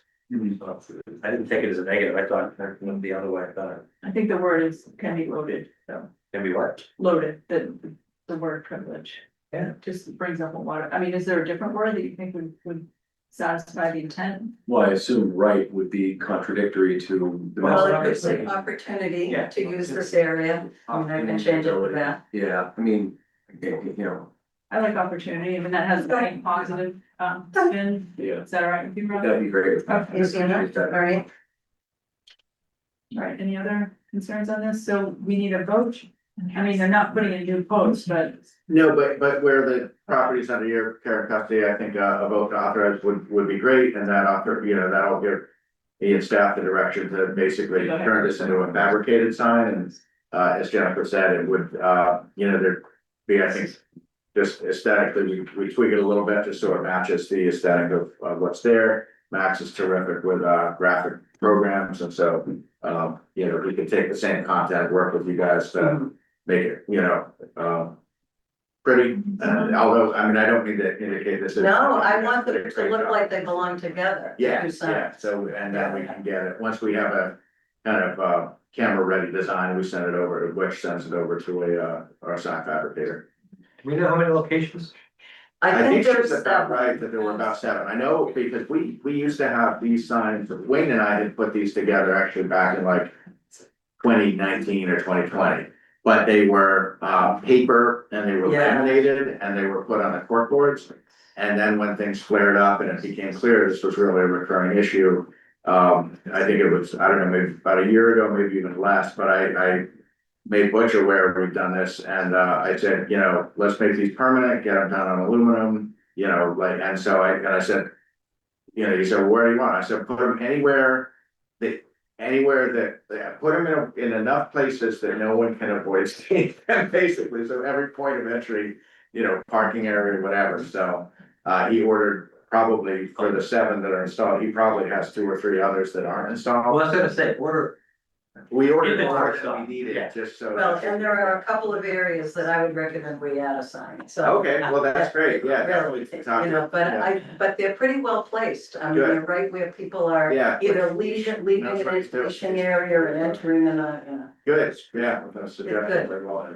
so, the one request I have, Jen, is I don't think there should be a Mill Pond Recreation logo. I think it should still be Town of West Newbury. Are you Okay. okay with that? Sure. Yeah, I mean, I think it just, then it's coming from. Yeah, the logo's out on the front sign. Yes, okay. Got that, Max? I don't think it's necessary to have a logo on the. No, map. absolutely. Yeah, okay. Gives us more room on the sign. We don't probably don't even need a logo. It's kind of. And one thing, and this, the minor stuff would do all this, but like right now, it's got the URL of the town website. We can create a short URL that's like wnewbury.org/ Mill Pond Dog or whatever, and just so it's a little more punchy and memorable, and they don't have to fish around on the town site to find what they're looking for. But we'll work Whatever, with you that. guys can. Yeah, that's the minor thing. All right, motion, Yeah, make a motion to approve the request to install signs in Mill Pond with 2 modifications. One is that the town logo goes on in the middle of the Mill Pond, and 2 is that the word privilege gets changed to opportunity And the QR codes come up. and the QR codes come. Thank you. Second. any further discussion? All in favor? Aye. Aye. Okay, thank you for your patience on this, Jen, as we Oh, waited well, for the It final. was a very thoughtful process though, and I think it will make sense to everybody. It's good. All right, the next item is the request to submit a grant proposal to the Mass, this is not the Mass Arts. Yeah, it's actually the Mass Cultural Council. Okay. Correct. I appreciate Angus keeping me on Okay, track. so do we have to approve that if it's an internal? No, I really don't think so. Yeah, I mean, okay. because the culture council, that's like that's. Very internal town, right? Yeah. It seems better to me, but So, yeah, when I saw Mass Arts, it wasn't a program we were familiar with, so we wanted to just make sure, like Chris was saying earlier with the earlier grant, that we know. Are there strings attached, what's the administration and so forth, but Mass Cultural Council is seamless, and. There's as you know, a local West Newbury Cultural Council that reviews and awards those. I actually have, the announcement just came out. you have this? This was put up on the website recently, this is the.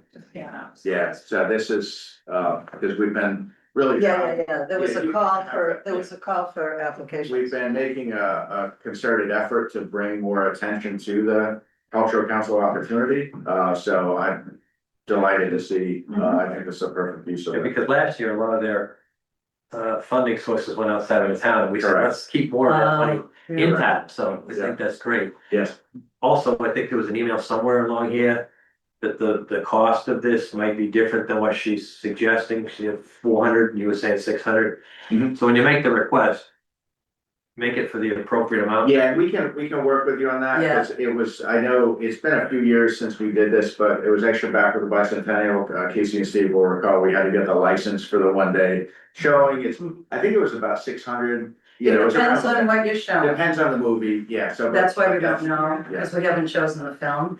But the good news is, the library has the projector, Mhm. the interrupter projector on there, and there are a couple of different screens. So we don't have to rent the stuff. We just have to get the license for the film. Yeah, but I just don't want you to apply for 400, find out it's 600, you come up short. Oh, no, we'll apply for what it's supposed to be. We just didn't, we have to pick a film first. Make it a If good you one. make a film no one wants to see, it's probably a treat. All right, so. Thank you. So that doesn't, okay. Yeah, all right, so the next item is, request to include the Mill Pond Committee initiatives. So, Mill Pond Committee wasn't represented when we had the board chair meeting in August, so, Sorry about that. yeah, so. In order for any of these initiatives to be on the town work plan, it has to be a formal request to the board and vote on it, anything that involves, town staff and services. So I don't know that we wanna adopt this whole thing, I think. It might be good for you to go back to Mill Pond Committee and say, like, what are the initiatives that you want to work? This is really the part of it that, this is next year, right? What are you're looking at all of our Your track, ongoing, yeah. so that's not next year's No, stuff. this is right now. If you want town staff to be working on these, they need to be on our town work plan. Like, some of these are, kind of significant, the driveway project. Yeah. You know? Yeah. So, They're longer term ones, though, right? yeah. So you may wanna meet, get with the committee and look at, both this year and next year. This is part of the questionnaire that we sent out and prioritize, like your top projects. Okay, so we did do that, Yeah, and did you prioritize Uh-huh. on that? yeah. So are you asking us to submit a formal request to the select board, or what are you looking for, maybe? I don't think that anything that's on your tracker is on the work plan, the town work plan. No, because that's this year's stuff that we're working on. The town work plan includes immediate, between now and December, between January and June would be near term, and then beyond next June is long term. So all of that's on the town work plan. So maybe this is a conversation to have at the next Mill Pond Committee. I can come and Okay, update you on and the timing isn't a problem? meeting. I mean, our next Mill Pond Committee meetings in October, right? Well, October 9th. Okay. I think we have some work to do to try to bring Mill Pond Committee into the fold. So, Yeah, I mean, I didn't know about the August thing, so Yeah. I wasn't, I'm Yeah. the chair, so. okay, And then there's a couple of questions on the Sure. documents she submitted.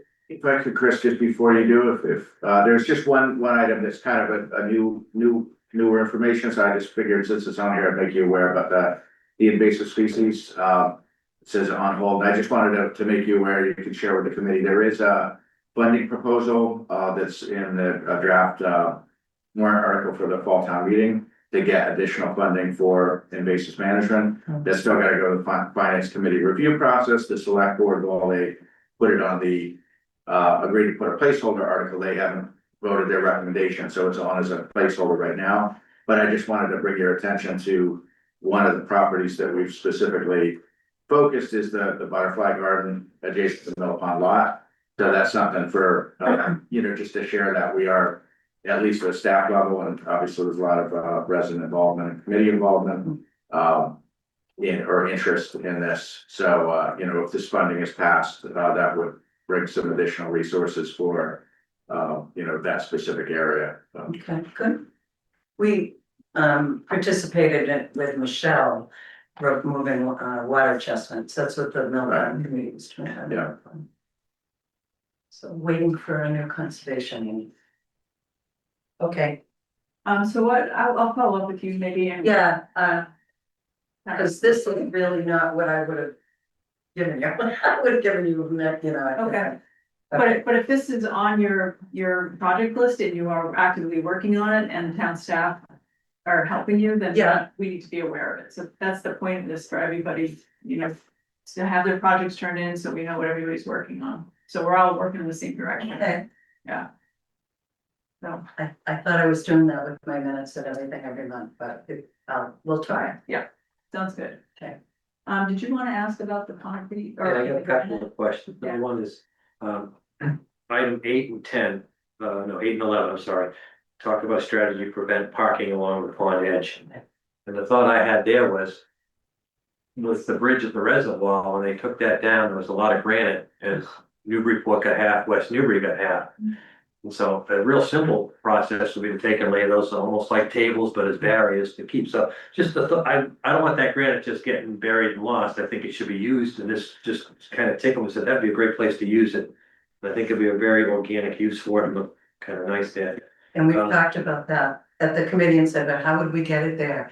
You know, we've talked about that. Okay. Is that the granite that's up at Pikes Dave? That's in a what pile? I assume there is, yeah. I look at it and I'm like, why can't we put that down? Yeah. So there must be equipment that the DPW has that can move it. Of course there is. Yeah, But we were gonna just put more posts along, and granite would be nicer. I think it would be It would fantastic. look much Yeah. nicer. and be more Depending effective. how it gets laid, I mean, you know, a little bit of thought, but just for consideration, it's not a discussion for tonight, but that. And then number 9, ensure the integrity of the dam, including removal, blah, blah, blah. Does the state require inspections? I know they do. Obstruct Yeah, damage. it's done. That's, it's already a requirement, so, okay. Part of it is the trees that are falling in front of the dam. And there's another one that just fell in, so. Trying to get those out of the water before it ices over. Okay. Good. All right, okay, thanks, Jen. Thank you. Next item is, request to amend the authorized FY 26 expenses from the opioid account. So, just wanna make a point in terms of process. This was something we already voted on, so. I know you went to a meeting, Chris, with, Board of Health and, or the members of the opioid working group, so. If you could share with us what's changed that we should reconsider the vote, that'd be a good way to I'm start. not gonna say anything's changed, but they sent an email, said could one of us join for a Zoom meeting. So I did, and it was, Rachel, Brent from Pentucket, Rebecca, also Vivian and myself. And we kept noticing. About them. The first thing I did say was it had been presented to select board and been voted and done, so they understood that. And Brent's pushing very hard for this. He said, this was, quote marks, he said he thought everything was going very well. West Newbury had endorsed this, and then he was surprised, very disappointed that we did, so I don't know at what point. Who gave him the impression we had supported it. I mean, you know. He basically said that West Newbury changed his mind, so I don't know where that came from. I inquired about Groveland, whether they were, you know, cause they were looking for the 3 towns to kick in money. And then Pentucket at one point said they would kick in money too, so I'm not sure what the full equation is that they're looking for. They still wanna get this speaker, Chris Herron, to come to the district. I think the date is February 10th or 12th, the 12th. I guess recently Merrimack has voted the funding. Groveland, from my understanding, still has not voted it. The school, I'm not sure if they made a full commitment or not, so, I was trying to find out if we use the funds for that, and it was $5,000 with the 3 communities, but then if Pentucket get involved, it'd be, what, 3650 or something like that. So 5,000 from each community. Right, so that's their hope. Yeah. On the opioid funds. So I thought, well. If the community, I asked straight out, can we record this and use it for future, you know, why, if you could, you know. They said absolutely not, he doesn't allow recording. They don't even allow it to be live broadcast. You know, so if people can't make the meeting and can't see it, so, That was the extent of that discussion. I told them I'm not avoiding help. that's where we're at. Um,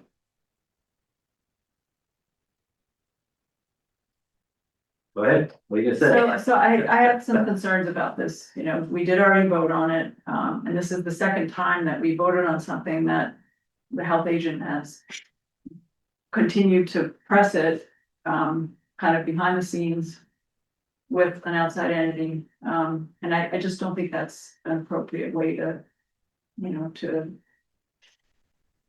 try to get your interest passed. I think it sets the board up to be, you know, I feel like we're being kind of bullied into the corner here by Merrimack, who's accepted it, you know, if you don't accept it, we won't be able to do it. I just don't like the way this is being handled.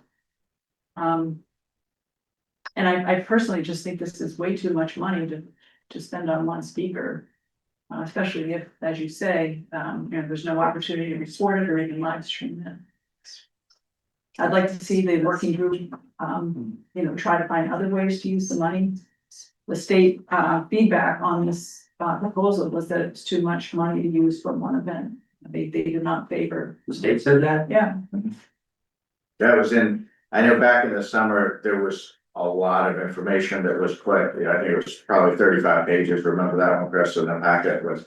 And so it was kind of embedded in there, but there was some emails back, well, I think Wendy had those with the state office, and yeah, they had expressed concern about the amount of money going toward one event. And we had raised that concern at the prior discussion.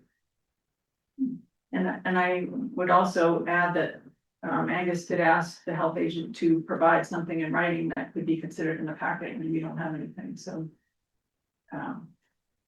It's kind of hard to, you know, pursue this if they're not working with us above board and, you know, in a public agreement. That's my 2 cents. Ross, what do you want? I agree with what you just said. What was the sum that we approved? So what we said was we approved the budget, but not the amount requested. It was only 2,500 that they requested, right, from speaker. We asked them to go back and try to find a less expensive speaker or find another use for the money. The other thing that's interesting is that they don't appear to have an actual quote from this Chris guy. It says 10-15. 14.5 is the number they Oh, that's the stated number. is the number. Okay, so they got it for the vote now.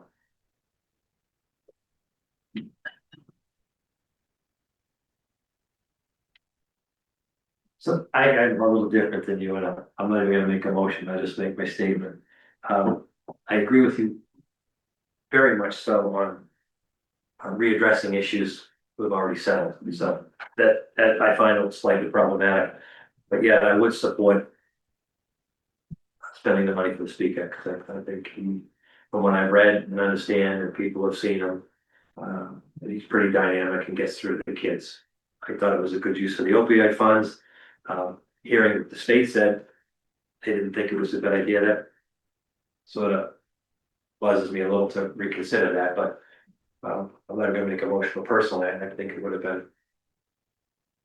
What else we would have to have, the group already went through and looked at opportunities, how to utilize the money. Yeah, this was one of the components, so. That said, I want to move on. Do you wish to revote this, or are you comfortable with the decision that we made already? The decision. Okay. All right, While we're still on the topic, you get into it's part of the packet, the Mosaic Municipal Bulletin notice in there. And it talks about the opioid funds. And this is one of the things with grants that drives me crazy. Now they request, but they don't request, they demand that we have to submit an annual expenditure report. This is one of the strings attached that wasn't at the beginning of the process. So this is why these grants get very tricky. Yeah, and I did talk to, you know, because I probably get 3 or 4 emails a week on the opioid funds, and I know Jenny's getting the same amount, and a lot of them are just like this. A lot of content, upcoming trainings, upcoming info, and it's like, how much time do we think that we have for this? You know, we're a small fish in the pond, we're getting very small amount of money. And I did talk to Jenny when I saw this and she said, and she, she wasn't complaining, but just as a matter of fact, she is putting a not insignificant amount of time toward the administration of these opioid funds. Well, where's the balance in the funds you get versus the time expended? Correct. And this is Yeah. after they've sent you the money, they can't, it's a ridiculous commitment to attach the strings to it. Yeah, and if we were getting, if we were a bigger community, getting hundreds of thousands of dollars, sure, that's a price of doing business, but for the amount of money we're getting, and that we're a small town with lean staffing, so every 20 or 30 minutes or 10 minutes even that she's spending on this, it's there's only so many hours in the day. Yeah. All right, the next item is also on opioids, consideration of whether to opt into the settlement with Purdue Pharma and Sackler family. What do we think about this? What does town council say? No, I'm not, this is Yeah, a legal wait to- issue. What do you think? Honestly, both of these came in the last couple of weeks. Yeah. And I had no bandwidth to look at it. I think if, my sense is, I did talk it over with Jenny a bit and, I think where we are on the hook for this annual reporting, so I think if we opt in, it's more money coming in marginally. I don't think any more reporting because we already have to do all of that. But yeah, I mean, one of these, the decision has to be made by the end of the month, and the other by just a week or so later on September 8th. Or I'm sorry, October 8th.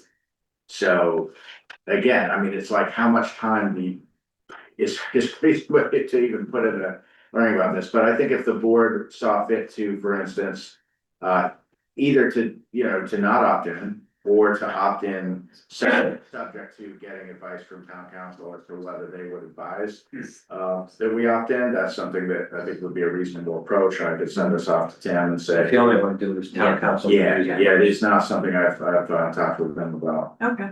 Not the specific ones, the earlier settlements Yeah. when this all, came up, a year and a half or two ago at that time.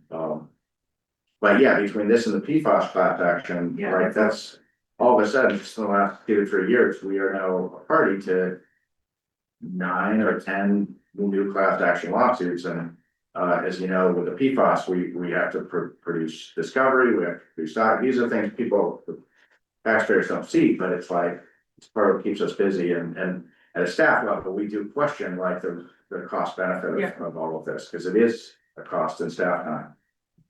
Well, and legal time, if we're gonna send it to, I would assume he's reviewed it for other communities. Oh, I'm sure. It's gonna be a very quick response. Yeah. We need a motion?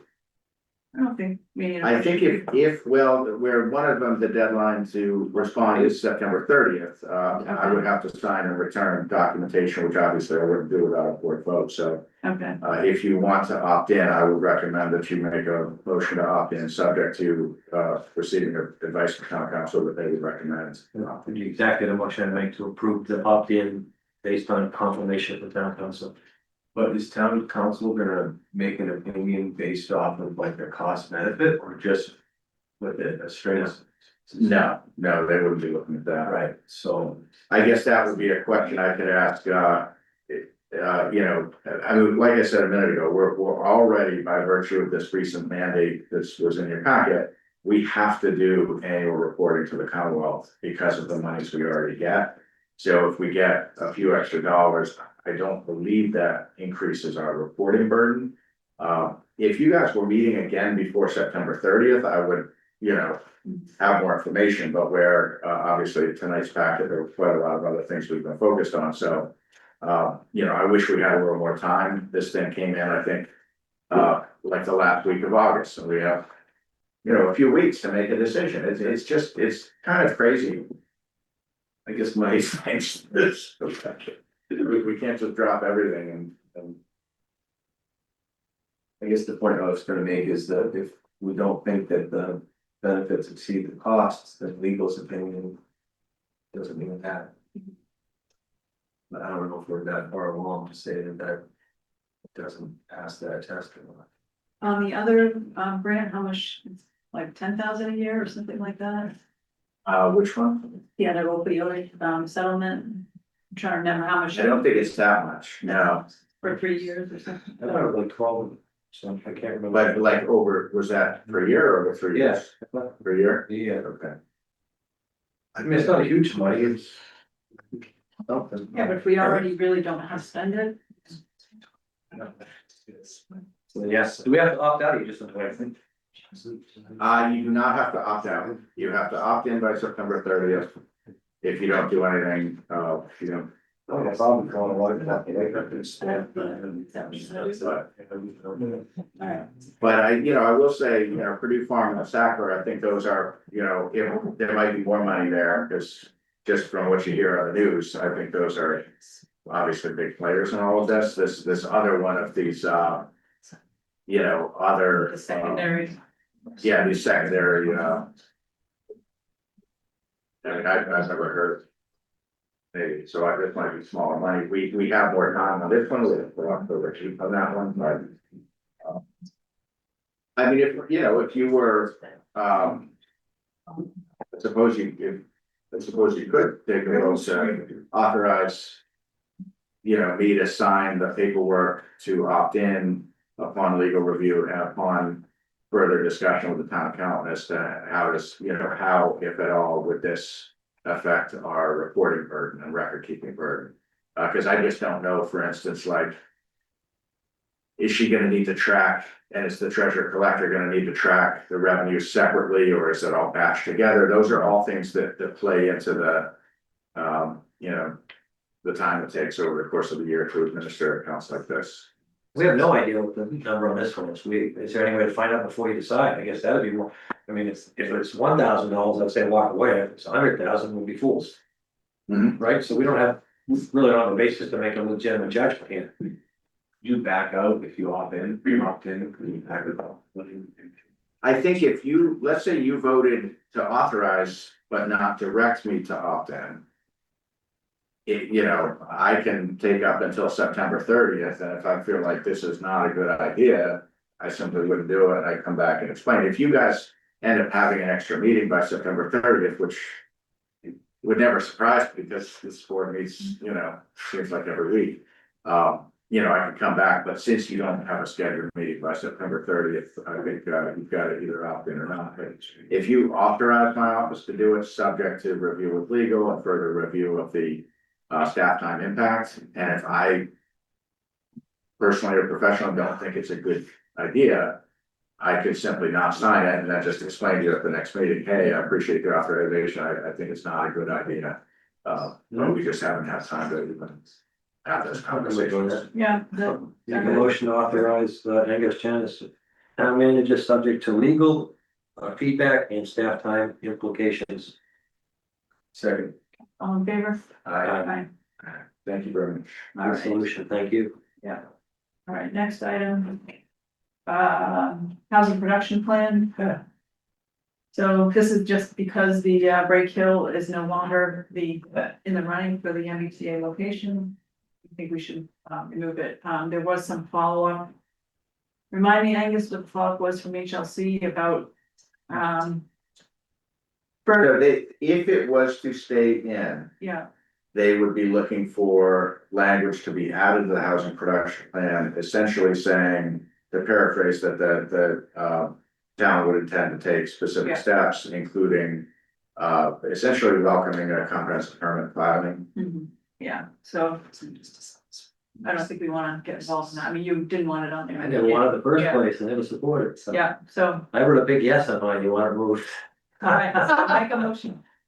I'm gonna recuse myself. Okay. So. Yeah, thank you. If we had fun, though, I make a motion to remove Break Hill from the housing production plan. Second. Any further discussion? I would just say, as obviously we've got chair of the planning board here in the room tonight, so just want to draw attention to the transmittal memo that was in there, which was if the board takes the action, it seems that you're about to take, that my office would work with the planning board and the state as necessary to make the update. Obviously, the HPD that was submitted was voted by both boards, and so with this vote tonight, we would send it back to the planning board, see if they concur, and then resubmit the HPD. Round 3.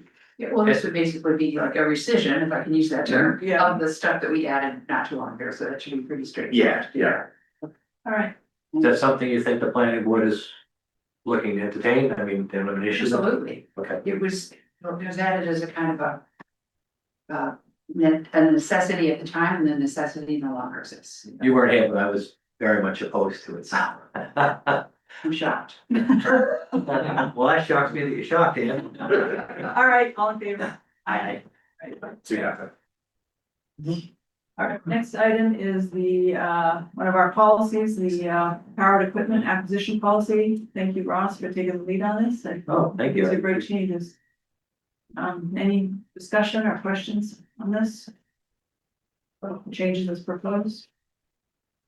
Yeah, we have to put a dollar value in, acquisitions less than a certain value. What would you propose for that? I was between 5 and 10, I don't know what you do. But that is. I'd be comfortable with 10,000, because you know, if you get into a big piece of equipment, it's a big issue, but if it's a push lawnmower. Sense of, I don't know, something like that. What do you think, Ross, since this is your effort? I mean, that threshold works for me, I guess you feel like. I think that is a good number, Yes. Ross, on the comment that you feel this provision is unnecessary, you struck it, right? That sentence, that's what you're referring to? No, it was that last clause for equipment acquisitions over, you know, establishing a threshold Yeah, over which you have to clear it with, Vegas. I thought you can have that provision if you want to drive it a little bit harder beyond that threshold, but I also didn't think it was totally mandatory for that policy. So okay, kind of matter of style, I guess. okay. So you're happy with it as you've revised it? Yeah. Okay. Chris, do you have any? No, I'm glad we're doing it. I think it makes very good common sense, and I appreciate the work on it. Yeah. Want to make a motion, Russ? Okay. I'll make a motion to move the revised power equipment acquisition policy. Second. All in favor? Aye. Aye. and just to be clear, so it's as written, right? Okay, with the 10,000. Got it. Yes, that's Got right. it, got it. Okay, just wanted to make sure. Yes. All right, so I think, didn't we have on the agenda, the discussion policies? All right, we'll go for that in discussion. I think this is a good way to do it if we can knock off one or two at a time, so. Sure, yeah. We can talk more about that later. Next item is the open space and recreation plan update.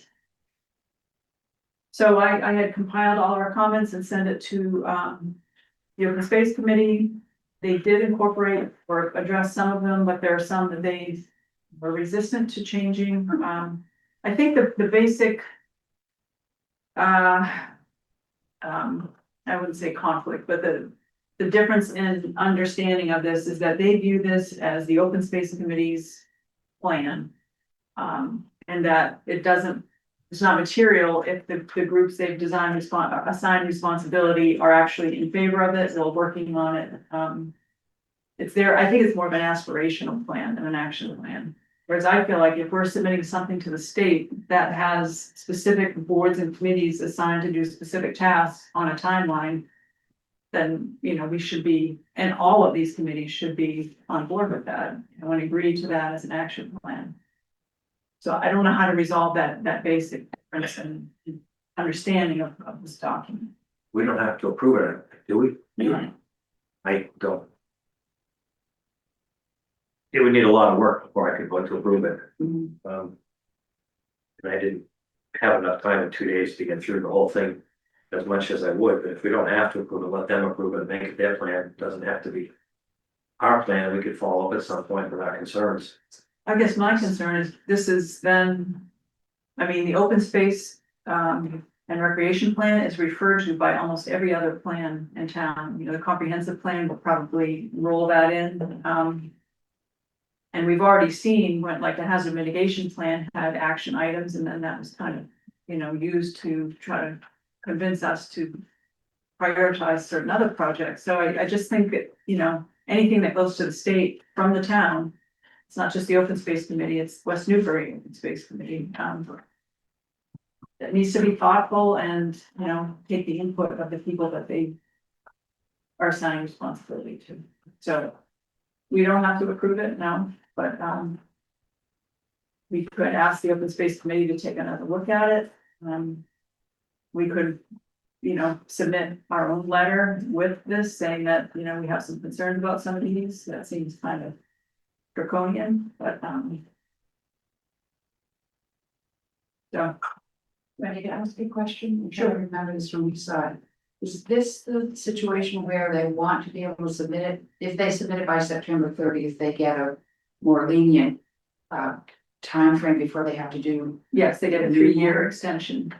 So if you were to vote against it, then the mandate to your appointed committee would be, that's okay if it expires, you need to do a new one. No, it's to incorporate all the comments that we made to make this something. Right, I know, but I mean, the worst case for them, if you don't approve it, is that rather than getting their extension, they'll have to do a new one. Yeah, so we're not, So maybe that's okay. we're not approving it. That's not part of the process. The select board doesn't have the ability to endorse or approve, right? Yeah, can I, Oh, I just- thought that's what this was. well, it is, so I'll Yeah. just back it up a little bit, because it's been before the board for a couple of meetings, so the, it's before the board with a request for endorsement. But the board doesn't have to endorse it, and for them not to endorse it, it doesn't prevent the open space committee from submitting it. And so it seems like the question is really, what's the board's level of comfort with a, you know, a publicly approved plan? I understand. Okay, That that's they the don't, distinction. that's not in full alignment, Got and just, I do want to elaborate just because it's, there's a couple of important points here. One is, the reason it's not needing a board vote is under the town bylaws. If you read the open space committee bylaw, it specifically charges the open space committee with the oversight of the open space and rec plan. So that's the first thing, and we did reach out to the state back in the, spring, when Clay was here to, find out, does it need a vote of the chief elected board or not? Unlike, for instance, the housing production plan, which is, you know, the planning board and the select board both have to vote, because that's all governed by mass regulation. So to our surprise, there actually is not a comparable regulation for open space and rec plans as there is for housing plans. And to our surprise, when we contacted the state office, they said, you know, the chief elected board can vote it, they can not vote it, they don't have to vote it. So for that reason, it's really before the board if they choose to endorse it. But it really is the open space committee, you know, they can submit it. Great, thank you, that's helpful. I didn't understand that. So I went to the open space committee last night and then there was, you know, discussion about this and, it was kind of stated that, well, this is a continuation of the plan that's already, you know, been approved. So let's just go with it for the next 3 years and then the next time around, you know, when they have to redo it in 3 years, then the action plan should be kind of, you know, reworked and be more of a true action plan than a, you know, an aspirational. So I don't know if that's something that is kind of a compromise on this. The red comments, was that you or? Yeah, those were the comments that I compiled from Angus and Chris and I. And the blue, I believe, were the open space Yeah, committee's those are tweets after the comments were received. Okay. You gotta quit getting black and white documents. Ah. Oh, That's Oh, got so confusing. blue was after red? Yes, Yes, Okay. yeah, and then they made more changes last night. which were just sent out this afternoon. Yeah, So there's nothing we can approve. I thought. Yeah, I mean, I obviously haven't had time to look at what came in it, you know. Yeah, they were pretty minor Yeah, changes last night. I mean, I feel like they did, you know, take some of the comments to heart and delete certain things. My concern, given this push on our work plan, is that many of these are not on the town work plan, so are we setting ourselves up, you know? Going forward. But You could communicate to them that these on the town work plan and they won't get addressed. it's in the comments. Well, maybe a letter should come from the board then. To state that although you can submit this to the state, it's not an endorsement from the select board that these will be addressed. Whereas they're not on the town's work plan. That's a good way to do it, then we're not, you know, submitting anything negative to the state, but we're communicating with this, the other committee. And I'd love them to submit what they have to submit, and I'll endorse it. Yeah. I think that's the best. Ross, would you good with that? Yeah, that makes sense to me. Did you have questions on any of the specific ones? No, not really. I appreciated your comments quite a bit. Mhm. Yeah, I thought they were really good. They hit a few of them that I had questions about. So, yeah. All right, so we don't need a vote then. No, but just a comment, you commented on too, is the one about, being aware of developments as they become available for sale on properties. That's so out of sync with how the process works, so. And I think they really missed the boat on that, they should be advocating the targeted parcels in advance before they're even brought to the market. They should have a list and be talking to the owners. Because when a parcel comes to the market, the timeframe is almost impossible to accommodate. Yeah. And that's the one that really was the most stunning to me. I hope they would look at differently. All right, moving on, request to authorize, an application for the LEAP grant to secure supplemental resources for design and engineering work. And I would actually respectfully request the board pass over this with no action. Okay. I've done some additional review. This is another one, just, it was announced by the state in early September with a deadline of October 3rd. So, I mean, again, it's like, it's as if we have nothing else to do, but. So we initially, I didn't want to rule it out because it could have complemented very nicely the earmark that we already do have to advance the design for the library town hall crossing. But there's a couple of reasons I don't recommend we look at it. One is that there's a really small amount of money statewide, it's about $1 million statewide. But more importantly, this is not a grant where this, even if we got it, there's not a grant where the state sends out the money and we engage a vendor. This is a grant where the state engages a vendor and then allocates some of that vendor's time to our initiative. So where we already have, a contract in place for this, it would be kind of messy because unless our vendor happens to be selected by the state, you then have two traffic engineers working on the same. So initially, when I first reached out to the TEC, it said, oh geez, this could really help. But the more we've had time to look into it, it's not a good opportunity for us at this time. All right, thank you for looking into it. Sure. All right, item O, review of the proposed contract for acceptance of the MVP action grant.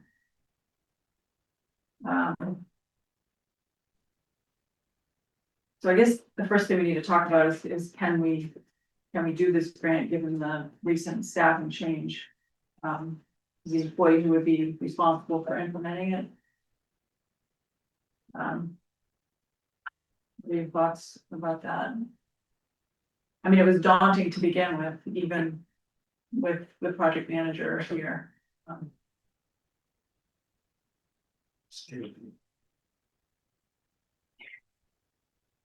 You have to be. I'm asking one of you. Let's have a discussion again. Yeah, I don't know what happens at this point. I looked at my notes at the previous meeting when I was reviewing minutes and the comment was this would be the majority of Christine's work going forward. So without Christine, that void, I don't know how it happens at this point. I just, to hear the news of her departure is both sad and staggering.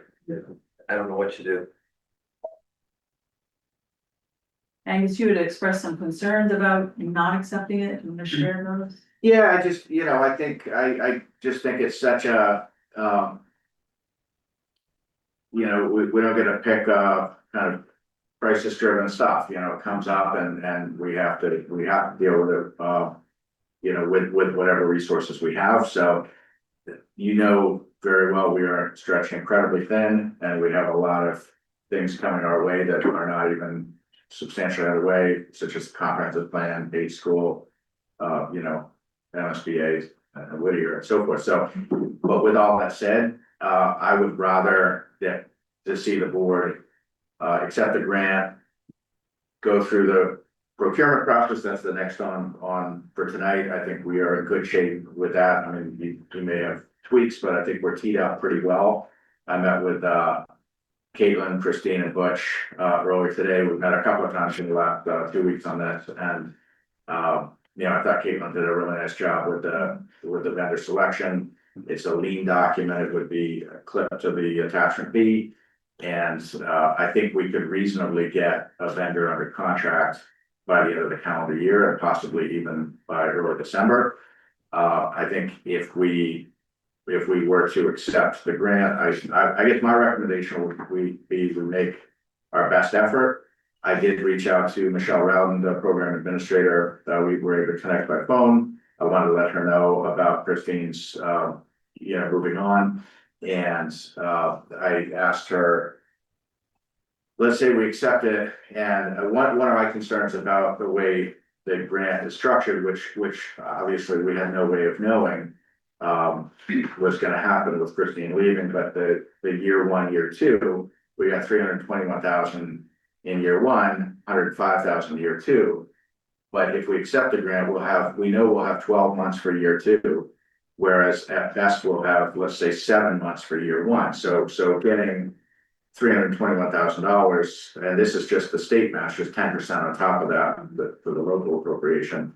Getting that expended responsibly within such a short amount of time with so much else competing, very limited staffing is a concern, obviously. So I had that conversation with Michelle, and I said, let's say, if the town was to accept it, what is there an avenue to move monies from year one to year two?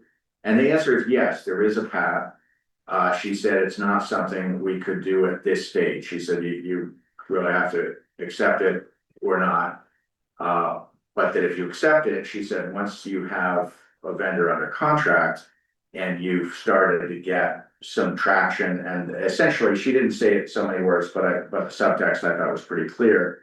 Essentially, once she and her higher ups, because it's very clear, she's got people above her that have to be satisfied. Once they are confident in the investment they're making, and once they're confident that this is going to yield the results that they're funding, like I think if we went to them now and try to move it, they'd say, well, geez, are you going to do it or not?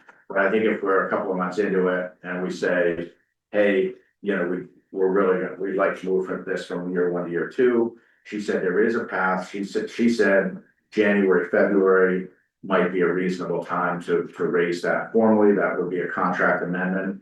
But she said, at least from where she sits, as long as we wouldn't be changing the dollar amounts or changing, kind of the bottom line cost, that is something they have approved in prior grants, and it is something they would entertain. So I think if we accept it, we would, I think, want to start with the intent to go with the numbers, but I think it's like, if we could swap those numbers, I would be a lot more comfortable because, again, 12 months next year versus roughly 7 this year. So, well, with all that said, I just think it's, with some of the reports that were done, showing the threats, to the road and the riverbank, we know what's going on with state grant funding. This is a bird in the hands. I think if we were to, apply again next year, there's no assurance that this kind of money would be available, with all that's going on in the world. So my recommendation would be we take it. They did modify the grant document, to name me as the point of contact until we have, someone else. So I understand I'm kind of sticking my neck out on this. But I guess that would be my recommendation is we try. And I will say that there are at least some of the scope items, and I'll pick out one in particular, that is a big amount of money. But I think if scoped properly, and I think it is scoped properly, if the consultant is, if the right consultant's engaged and given the clear direction, this boundary and field survey, certainly the portion of that has to do with pinning down definitively the edge of right of way. I described that in the meeting earlier this week with staff. It's a little bit flip, but kind of like a set it and forget it. Like, if you get the right vendor, they know what needs to be done. That's not, it's like sign the contract. They can do that in parallel. So that's where in the memo I put in, kind of specifically to, let the board know that if we do go forward with this, from a purchasing approach, we may find that it is preferable to, the town through the procurement officer may elect to engage multiple vendors if that found to be most advantageous. So that's specifically what I had in mind. It might make sense, we could sign a contract with a survey firm working with a title attorney. And they could get that edge of roadway pinned down, and that's not something that is gonna really implicate any staff time other than getting the contract in place. And that would allow us to simultaneously manage more of like the LiDAR and the ground survey and some of the other existing conditions work. But yeah, it's daunting. I mean, right now, we're working around the clock. We're doing the best we can. I think we're actually doing really well. But the reality in this town is all we hear about is what we're not getting done. So I think at some point, we'll actually, you know, be supportive of town staff and a team, because we're doing the best we can. We're killing ourselves for this town. And it does feel that all we hear about is people are unhappy. So that does get a little tiresome. Who would be managing the consultant? That would be you, right? Until there's a staffing change, that would be my office. Obviously, it would be collaborative with, you know, with Butch and Caitlin. Primarily, Rebecca's involved with everything I do. But that would be the core team until we have a new body. That's very concerning to me, just to say, Yeah. that you're already spending way too many hours here and this. Even if you had 4 vendors working on task 4, that's still, you know. Yeah, managing vendors, it takes time, processing invoices and all of that takes time. Any thoughts? Sure, you haven't even thought about this yet, but as far as the new body doing that, do you think that's a 6-month process, 1 month or? It doesn't need to be, but I do think that, it is not necessarily a projects manager position. And that's part of the capability that we need, but, you know, it's not a position I'm just gonna, like, I haven't posted the job yet, because I really need to, you know, that position was created at a moment in time when Wayne and I were each managing a lot of projects. There really was no one else doing that. And it's been extremely helpful in the 3 years that we've had the person on staff. But since that time, with the DPW restructure, with now a business manager position, contract management, whereas there are aspects that, as I look at the next 3 to 5 years in my office, some of the most concerning things in terms of bandwidth include things like the page, you know, the MSBA process. When I started, I was on the Pentucket School Building Committee. I was on that for how many years? 5 years, until it disbanded a couple of years ago. Wendy and I had some overlap there, since she's been on the board, but prior, in the 3 years prior to that, I was on the School Building Committee when it was still in the design and permitting phase. That's a lot of meetings, a lot of correspondence. That was an enormous time impact on my time for 5 years. So knowing that that's ahead, not just with 1 school, but 2, not necessarily for me personally, but for this town between Whittier and Tuckett, that's a huge pipeline concern. That's not really something that, even if Christine was here, that's really not something she'd be involved with. So as I look at my office and the bandwidth issues, I think we gotta have a broader discussion of whether there might be a position that encompasses project management, but possibly also more administration support. So I think the sooner that decision is made, the sooner we can get the position posted and filled. Once a position is posted, it's generally 8 to 12 weeks before you have someone there. Obviously, that can take longer, as it has with the conservation agent, working more quickly as it has with some other positions. So it sounds like you're gonna change the structure of the position, so that's a job description, everything else. Yeah. So there's a few weeks.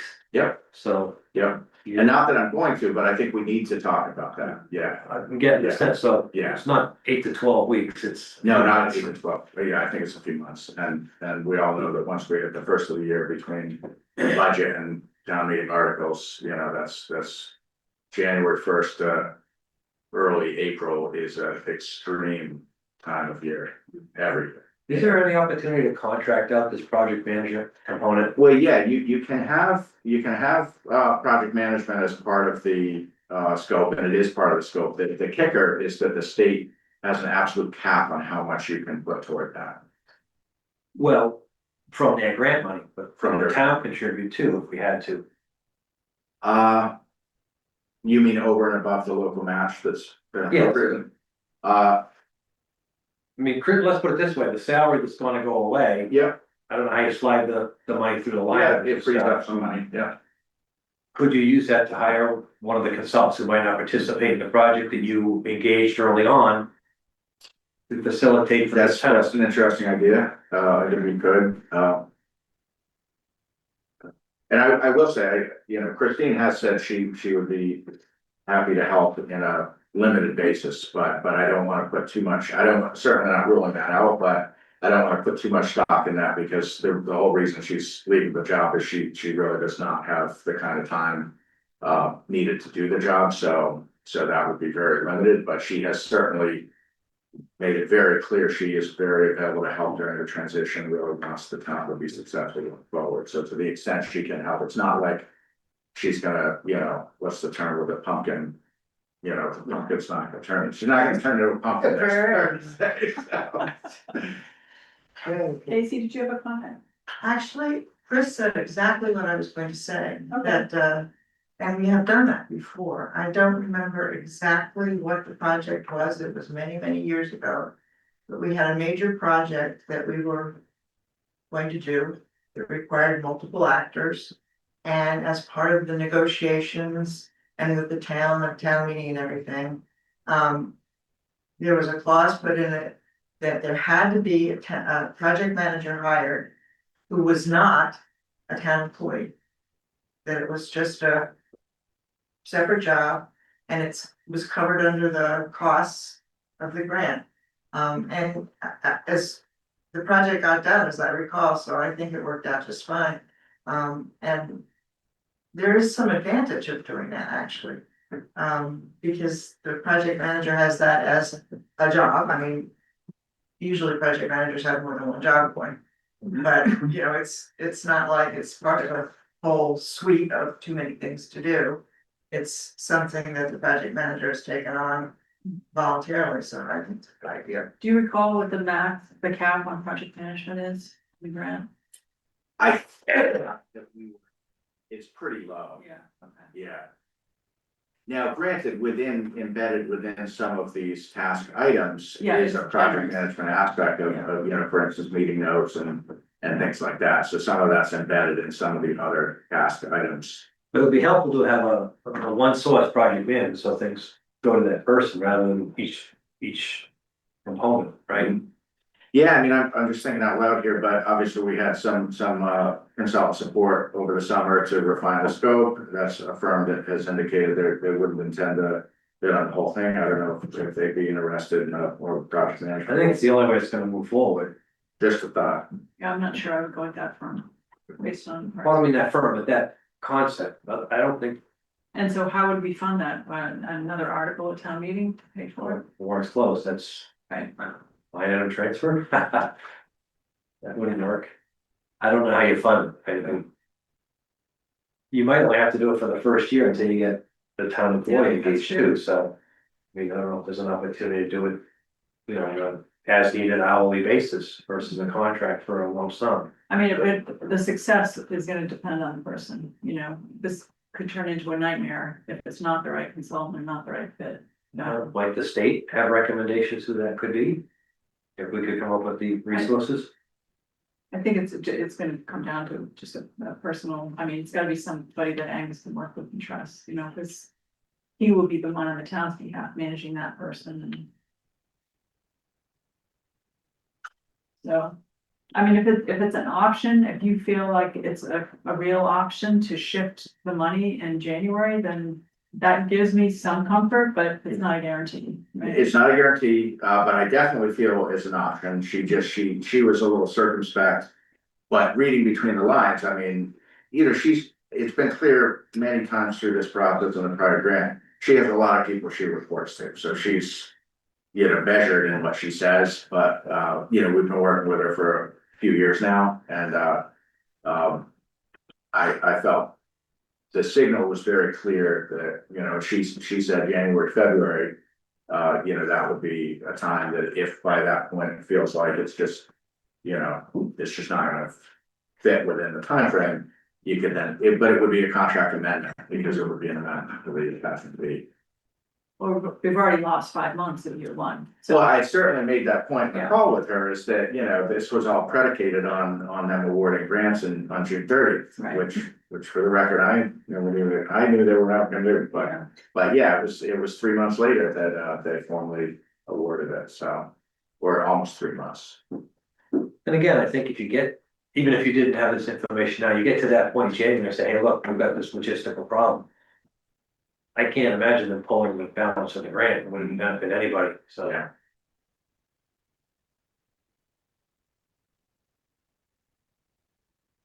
Ross, what do you think?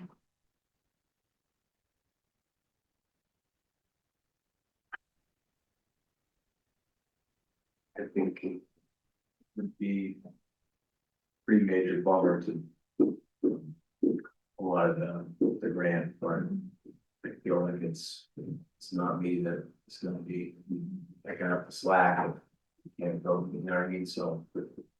I guess I would be supportive of what, this is a recommendation was, if Angus, you're pretty comfortable with that, and you're not just overextending yourself. Well, I've been known to do that. Yeah.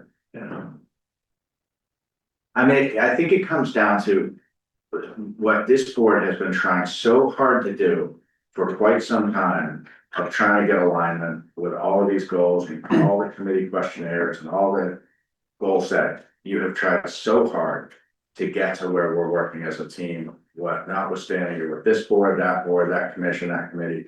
And, as recently as a meeting last night, as a meeting 2 nights ago, we're constantly being sent projects that are not on the work list, and we're having to say no, and we're looking like do nothing people, and it's like, no, we're saying no, because it would actually be totally irresponsible to take on some of these things that very well, because you're at these meetings every night. So we need the community to understand that we're doing everything we can, and we're doing a lot. So if we weren't under pressure constantly and I won't name names because that's not productive, but we're being, it costs us a lot of time, these conversations about, no, we're not gonna do that because it's not the work plan. But people don't take no for an answer. Well, we didn't used to have a work plan, so. Correct, fair. So we're making progress. Well, the board tried, the board's been trying for 5 years. Yeah. And has had chairs meetings that a fraction of the chairs actually attends. It's just distressing, because it does hurt the town. When we're overextended, it hurts the town.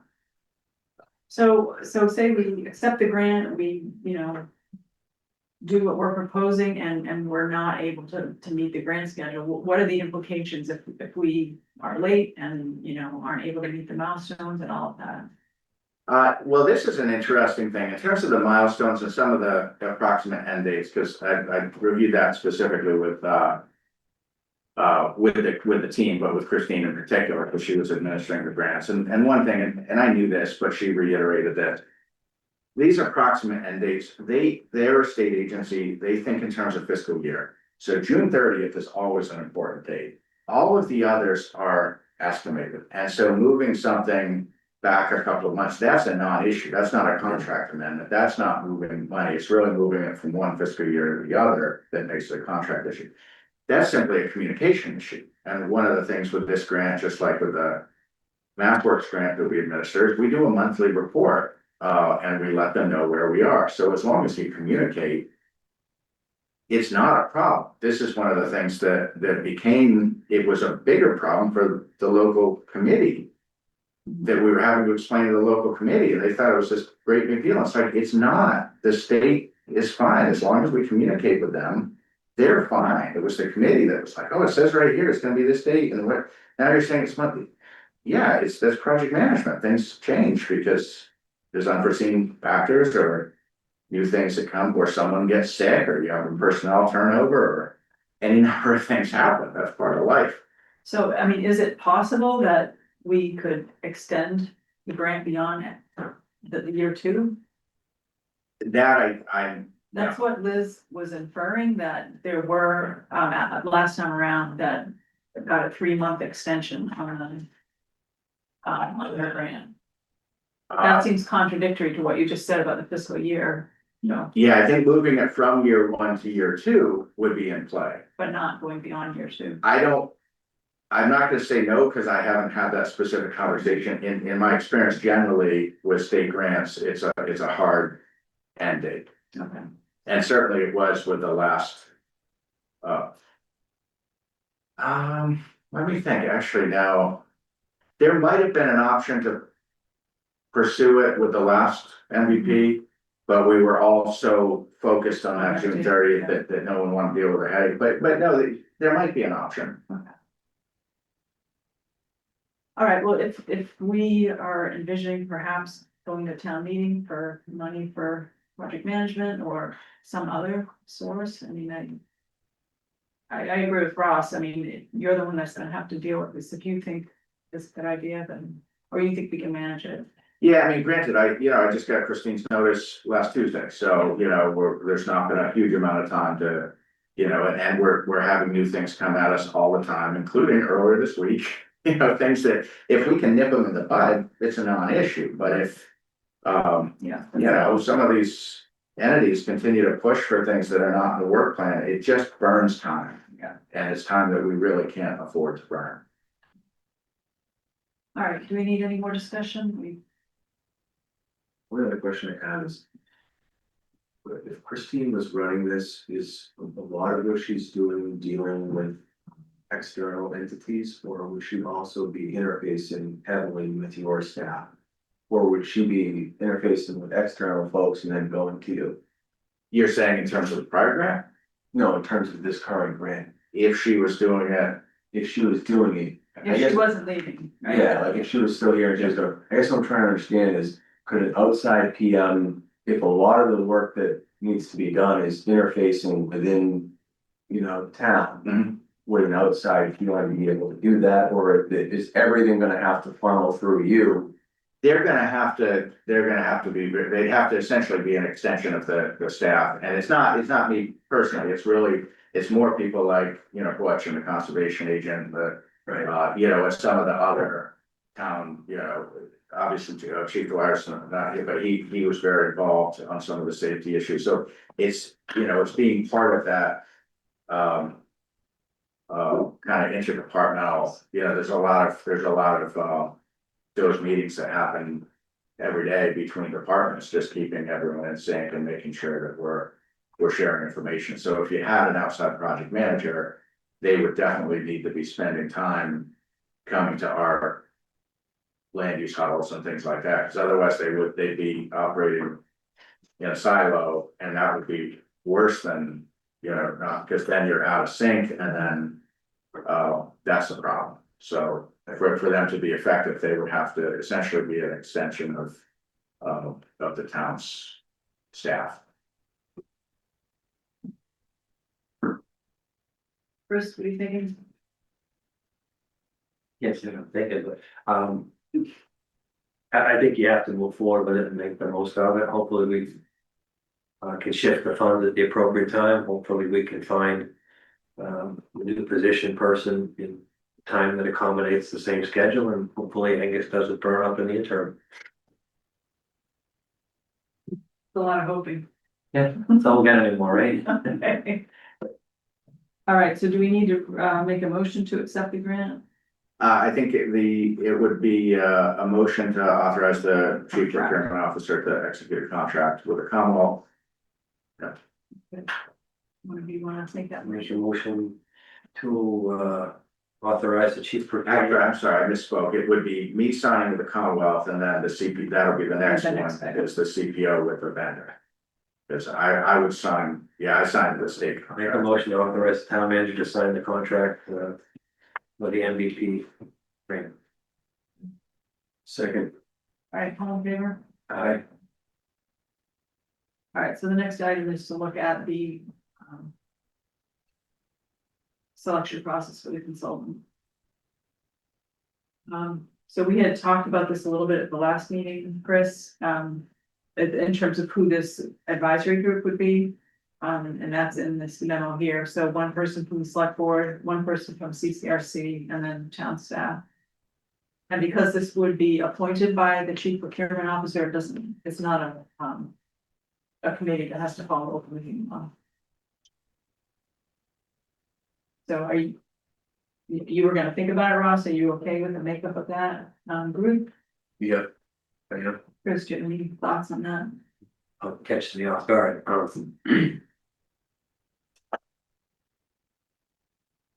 What's the expectation of town staff person, would that be? I think it would be Caitlin, Butch, Angus, and anybody else. Well, so it's not just one town staff, it's multiple. Yeah, so Just for the just- vendor selection. Yeah, this is just interview the vendors and go over the proposals. Similar to what we did with the Page School, working group, So it'd be one select board, one CCRC, and town staff, how many town staff you need? yeah, Okay, I didn't want to limit it to one town staff. that's what no, I'm saying. sorry, Okay, no. Town staff, plural. I'm out of the loop on it, so you guys discussed it, I'm good with it. Well, we didn't really discuss it, it's just what's in the memo here. No, that's fine. But what I had asked Ross at the last meeting was how to engage the CCRC going forward. You know, given that they're not gonna be like running the project on a daily basis, you know, is there some way that we can try to engage them? And I think having them be involved in the selection process is a good step.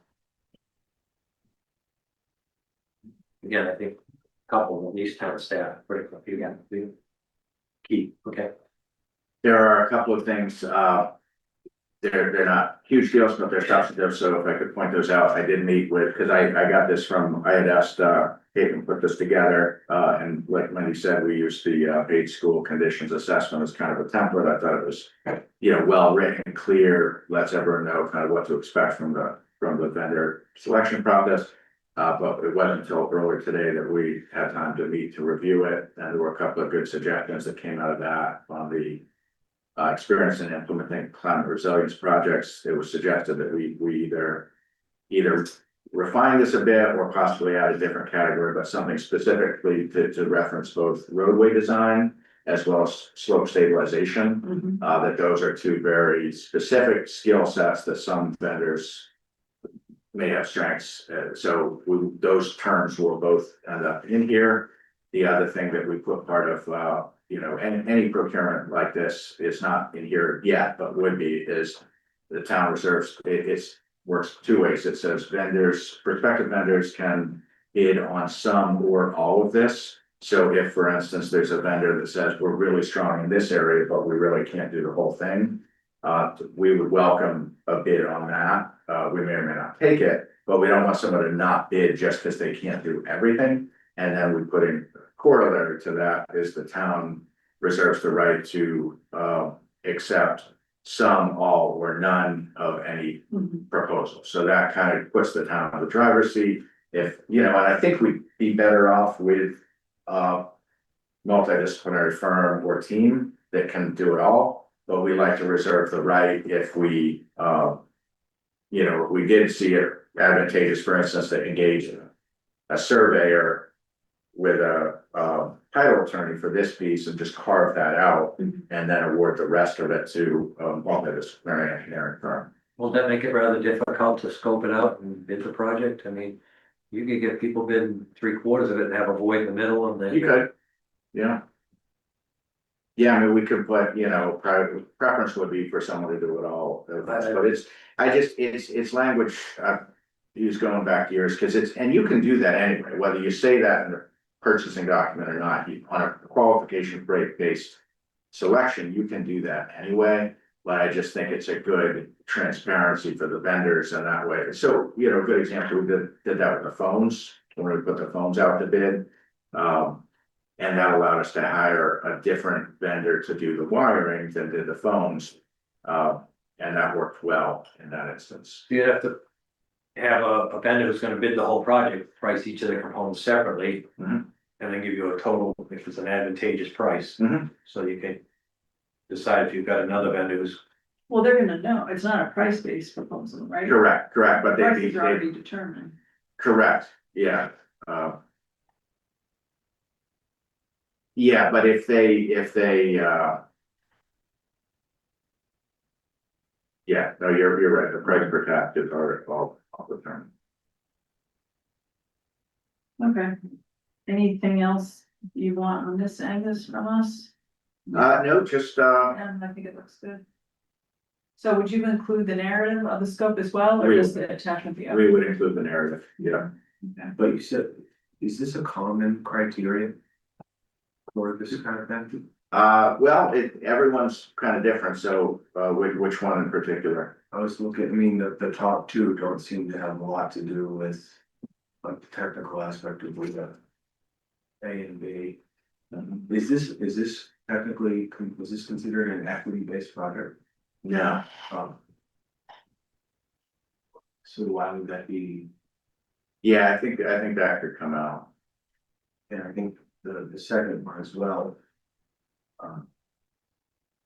You know, the requirement associated with how we had nothing, just seems like well, I printed has a determining criteria. Well, the Yeah. DEI part might be a requirement, I don't know. Yeah, that to the plan. Yeah, I'll check on that. Yeah. So Yeah, Caitlin, I'm meeting with Caitlin again on Tuesday on this to, kind of continue to work on this draft. now, she wasn't involved in the first grant administration, was she? Yeah, so this will be new from her. Okay, any other input on this before we move on? No? All right, So if you would,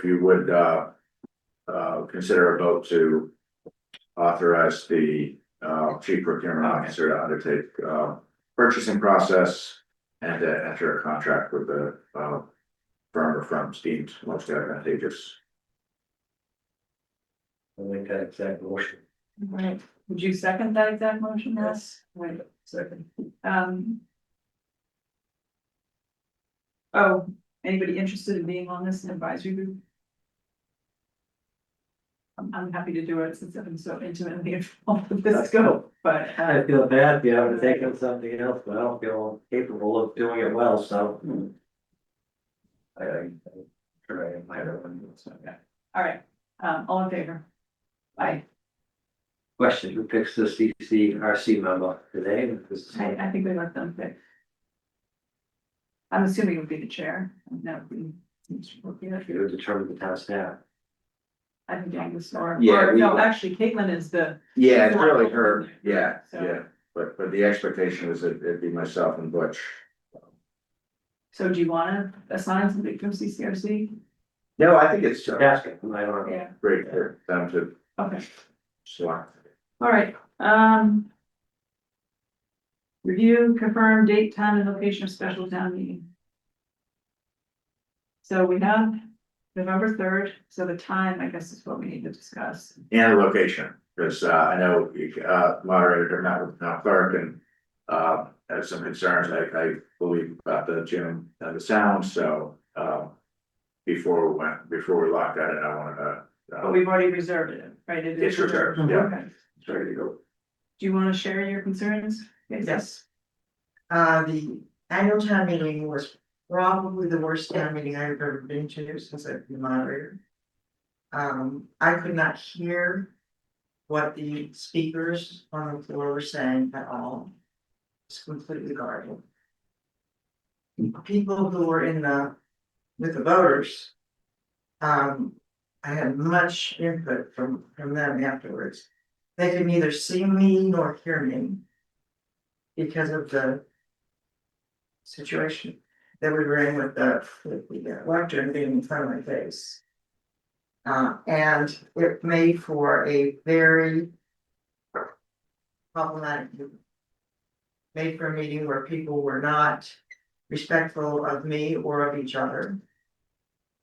And I attribute most of that to just a very poor location for the meeting. And so I'm terribly concerned about that. I would much rather just go back to the annex. Where at least I can hear what people are saying when they're speaking to the questions. I have not had the opportunity, I don't even know how I would do it, to find out exactly how many people can be accommodated by the annex to the portion abilities that we might have would be town hall, which was too small many years ago, so I'm assuming it's probably still too small. The annex and Page cafeteria. We had a successful town meeting in Page cafeteria. It was difficult, but the acoustics were not terrible. There's a stage so that the moderator is above the level of the townspeople, can be seen and heard. And the people were much more respectful in that situation. But it's impossible to moderate the meeting if people are going to be frustrated by the fact that they can't see and hear and whatever. And if that level of disrespect continues, what is the moderator supposed to do? So, well, some of the things you mentioned, it seems like could be accommodated. We could put a platform, or so do you have? Yeah, so just to jump in terms of why the gym was the initial option, is that the setup is much easier. We have the building and grounds crew there doing it. It facilitates check-in easier, and they also have all their own AV there. So we'll be able to get you a clip-on mic for a town meeting. So that way there's no movement, everybody will be able to hear you just fine. So there are accommodations we Yeah, could make. there's accommodations. We may even be able to get a riser to lift the podium. Not really sure, haven't explored that, but. But what about Page? That worked out very well when we did the Page School presentation. The only issue was when people didn't use the microphone, but if you have a portable mic and 2 or 3 mics. But it's not just it's also checking people in and. There's a lot of logistics, and I would also say, if we're using the cafeteria again page, that was like so hot, it was unsafe. Like people were having to leave because they were so overcome, and I would think with a meeting this large that we ought to err on the side of caution, or rather with MBTA on it, that the turnout may be low. Whereas that was April compared to November. So my only I thought Page went pretty well. Obviously I wasn't the one having to deal with all the logistics, but I was part of that. I thought it went well. My only concern is, we had over 500 people in the spring. Obviously, MBTA drove a lot of that, but there was also another 50 plus articles. 500 would exceed the capacity of any facility in town other than Pentucket. Because the Page, we had about 400 and it was standing room only. That's your answer then, because I think potentially, simply because of MBTA. If we need to plan for 500 people, I am very certain that the Pentucket gym is the only option, and I don't say that because I don't hear what you're saying. But in terms of just attendance capacity. Is the auditorium yet ready? It is not ready, and it's not gonna be ready. Yeah, it's not gonna be ready by December. The heck are they doing? It's Wow. I think we should stay the course then and I respectfully completely disagree. well, I don't see any evidence that we're going to have 500 people. The meeting in the spring was because of the passing of the overlay, which is. that's now a fait accompli. You've chosen what the overlay is going to be. It's So it's to be voted at town meeting. It's not. I believe we were over 500 voters in the spring. I think we were. Of course we were, that's when people. yeah. That's what I'm saying. So if we say That's- subtract 200 people who may go on for the spring, you're still looking at like 500 or more voters. So Yeah, just erring on the side of caution. I think the concerns you've raised, Casey, can be addressed. I mean, we can improve the AV system. We can figure out a way so that you're visible. Would you be willing to include me in the process? I haven't been included in the process up until now. There has been. I was not informed of the dates. I was not asked about the venue. I found out about it when I met Amanda. Well, that was the point of meeting with Amanda, right? After you'd already decided on the date. We have You'd not already decided, decided on the we're venue. deciding on the date tonight. It's been everything you will see in the agenda says, proposed. So that's what we're doing tonight. We're working out these details. No, you're telling me what you're going to do. Fine.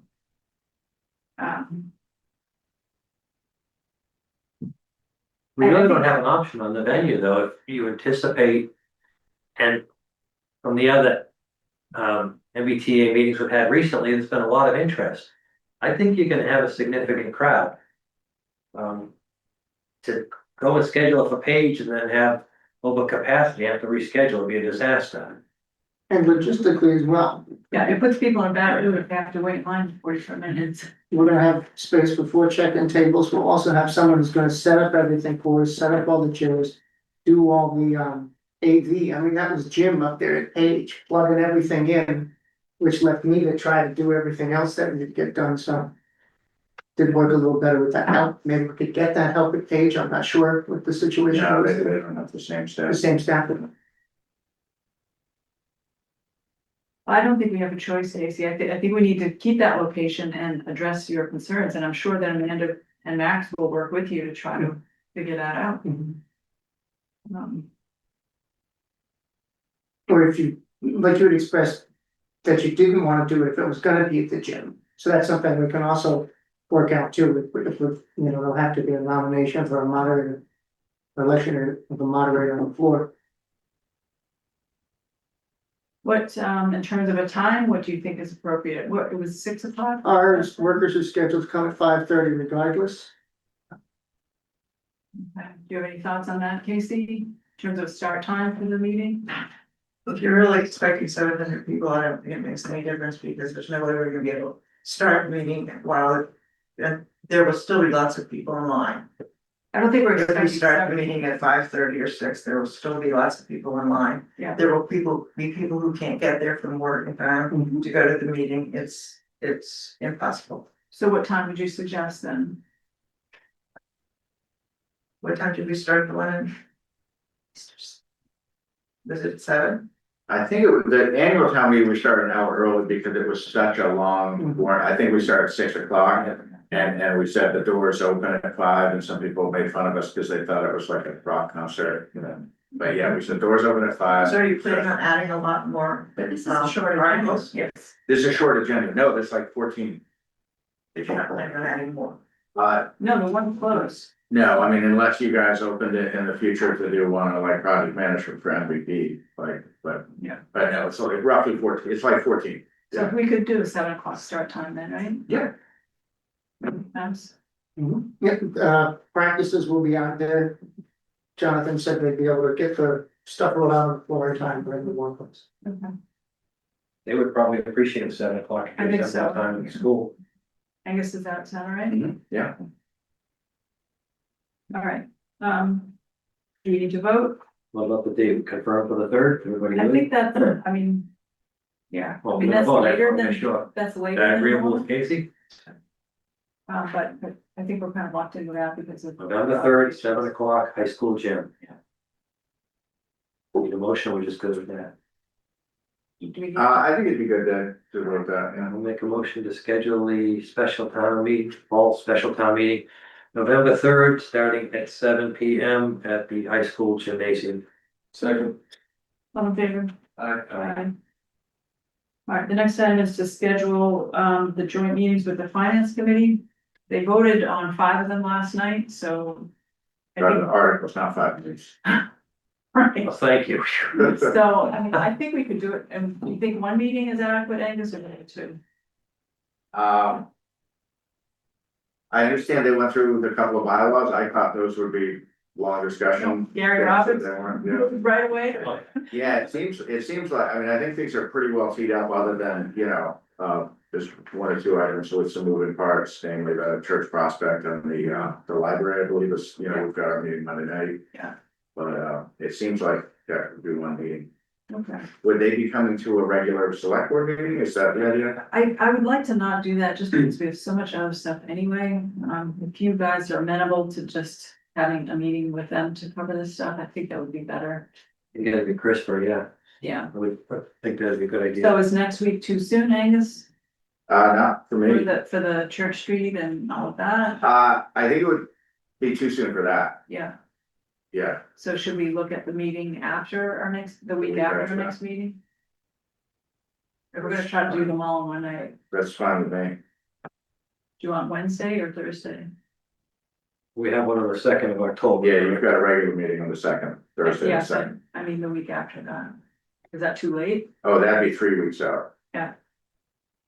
Yeah, if next week is too soon, then, or if we do Wednesday before our, October 1st. Want to do 2 meetings in a row, 2 nights in a row? What? But you're smirking. Two nights in a row, yeah. What's fun you can have. Yes or no? Ross, Sure. you're the one that has the most demand, but what's good for you? So right now you're proposing Wednesday, 10-1? Yeah, Um, that doesn't work, we'll fix something else. I have a question.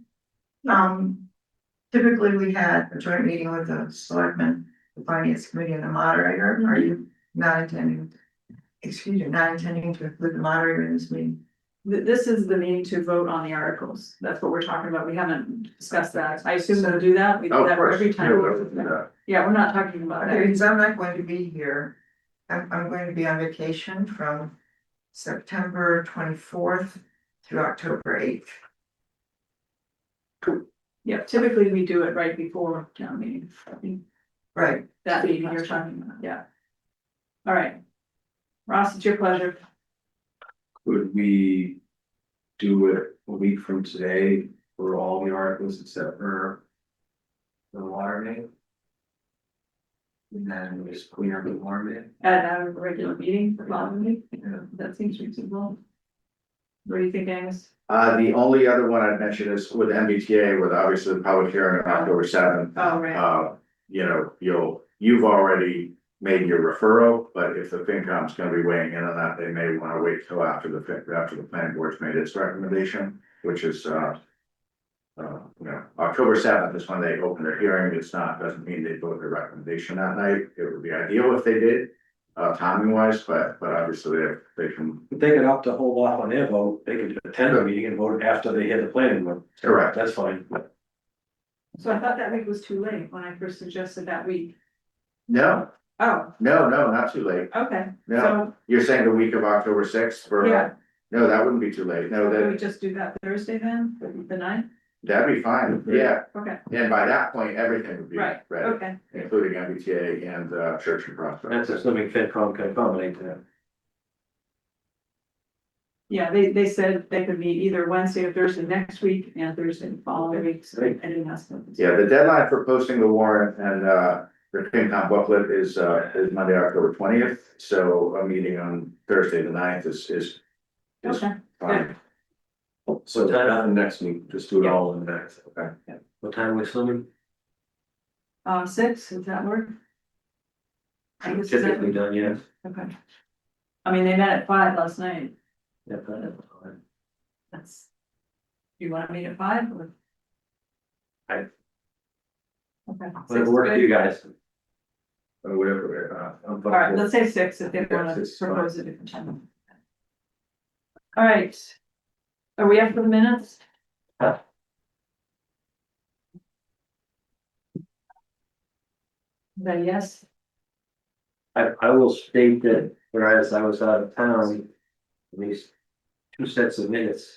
I didn't do the pre-review that I usually do and give comments. So I've got quite a number of changes. I might suggest that we. I can give Max my hard copies right now.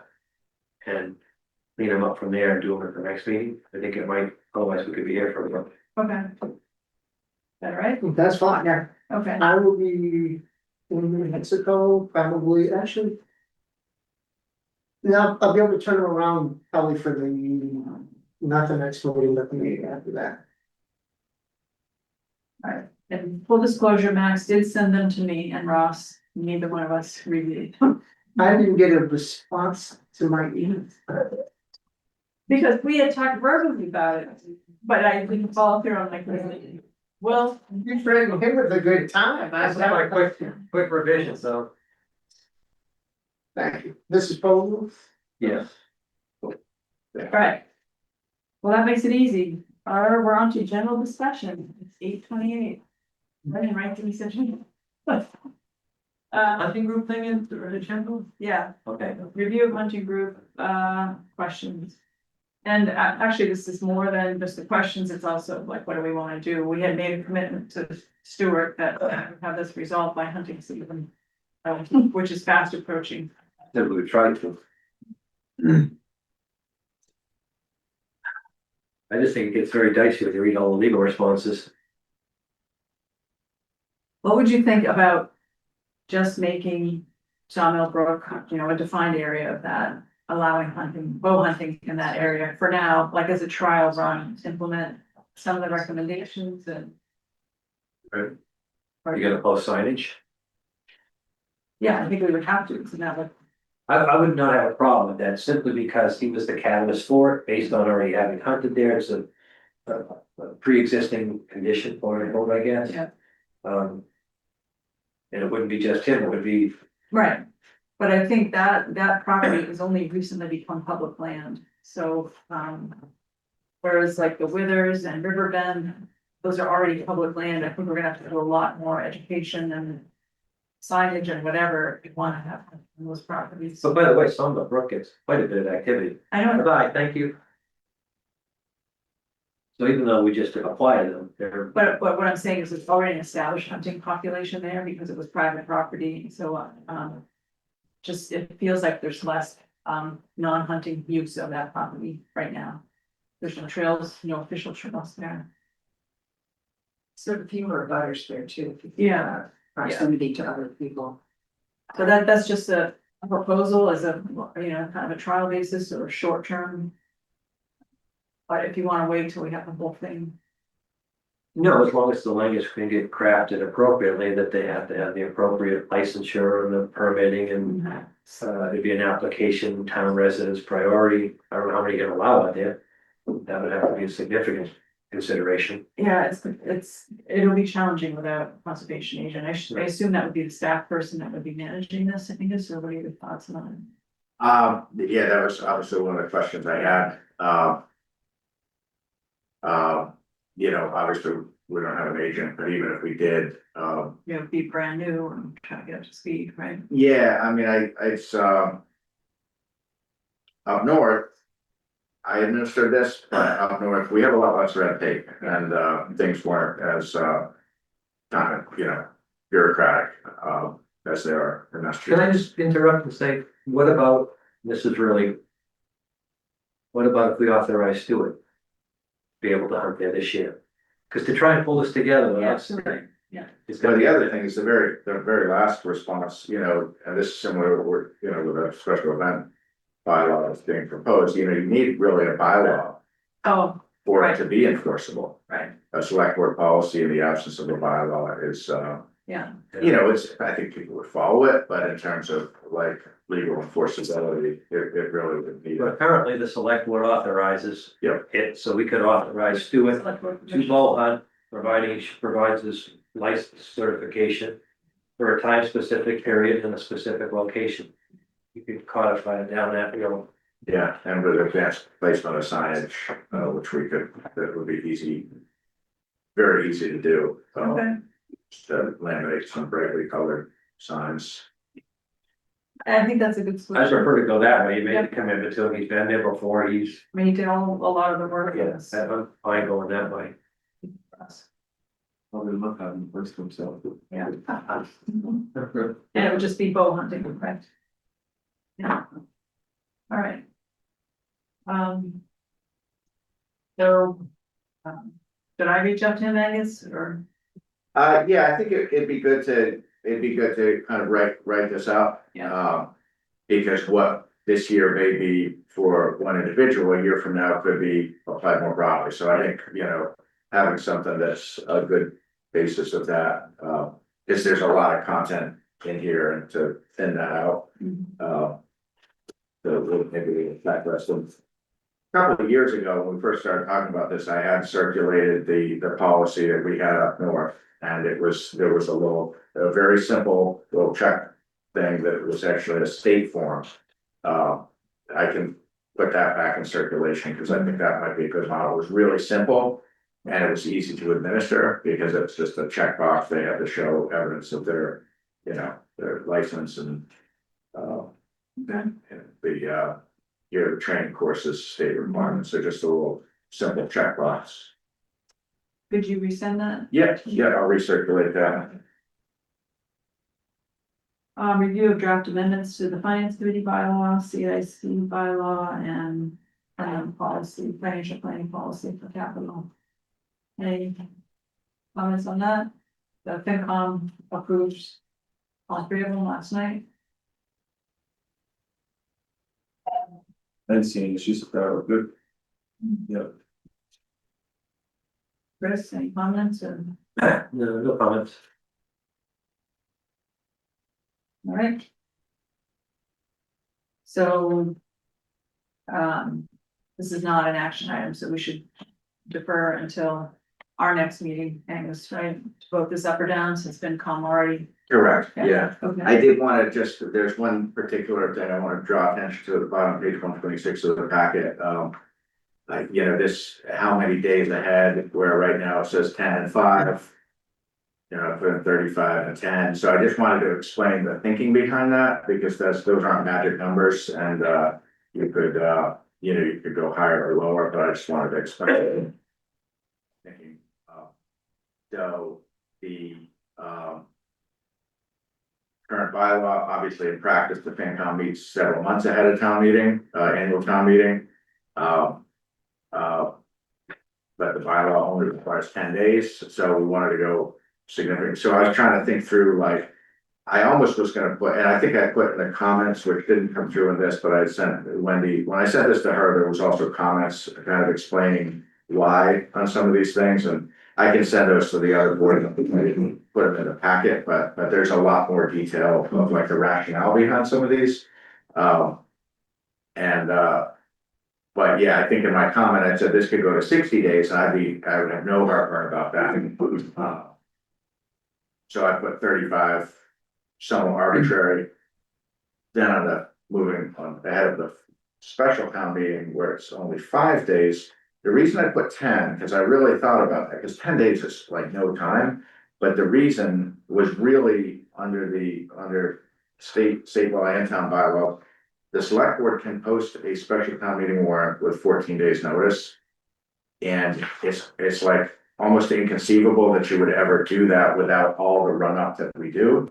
But, you know, we all know what happened with COVID, like in some hypothetical future scenario where this or some future board, for whatever reason, needed to post a special town meeting on 14 days notice, and it literally came out of nowhere. You have that right to do that. So that's where I said 10 days, because if I put 21 days, it undermines this board's rights. So that was, so just in case someone on the floor of town meeting or the run up is like 10 days is not enough. You know, I'm not saying it's the right answer. I just wanted to explain that rationale, because I would be the first to admit that's like 10 days is like not much time. I just didn't want to do anything that was going to undercut this or a future board's ability in the event of a true emergency situation. You could post a special town meeting on 14 days notice. Okay.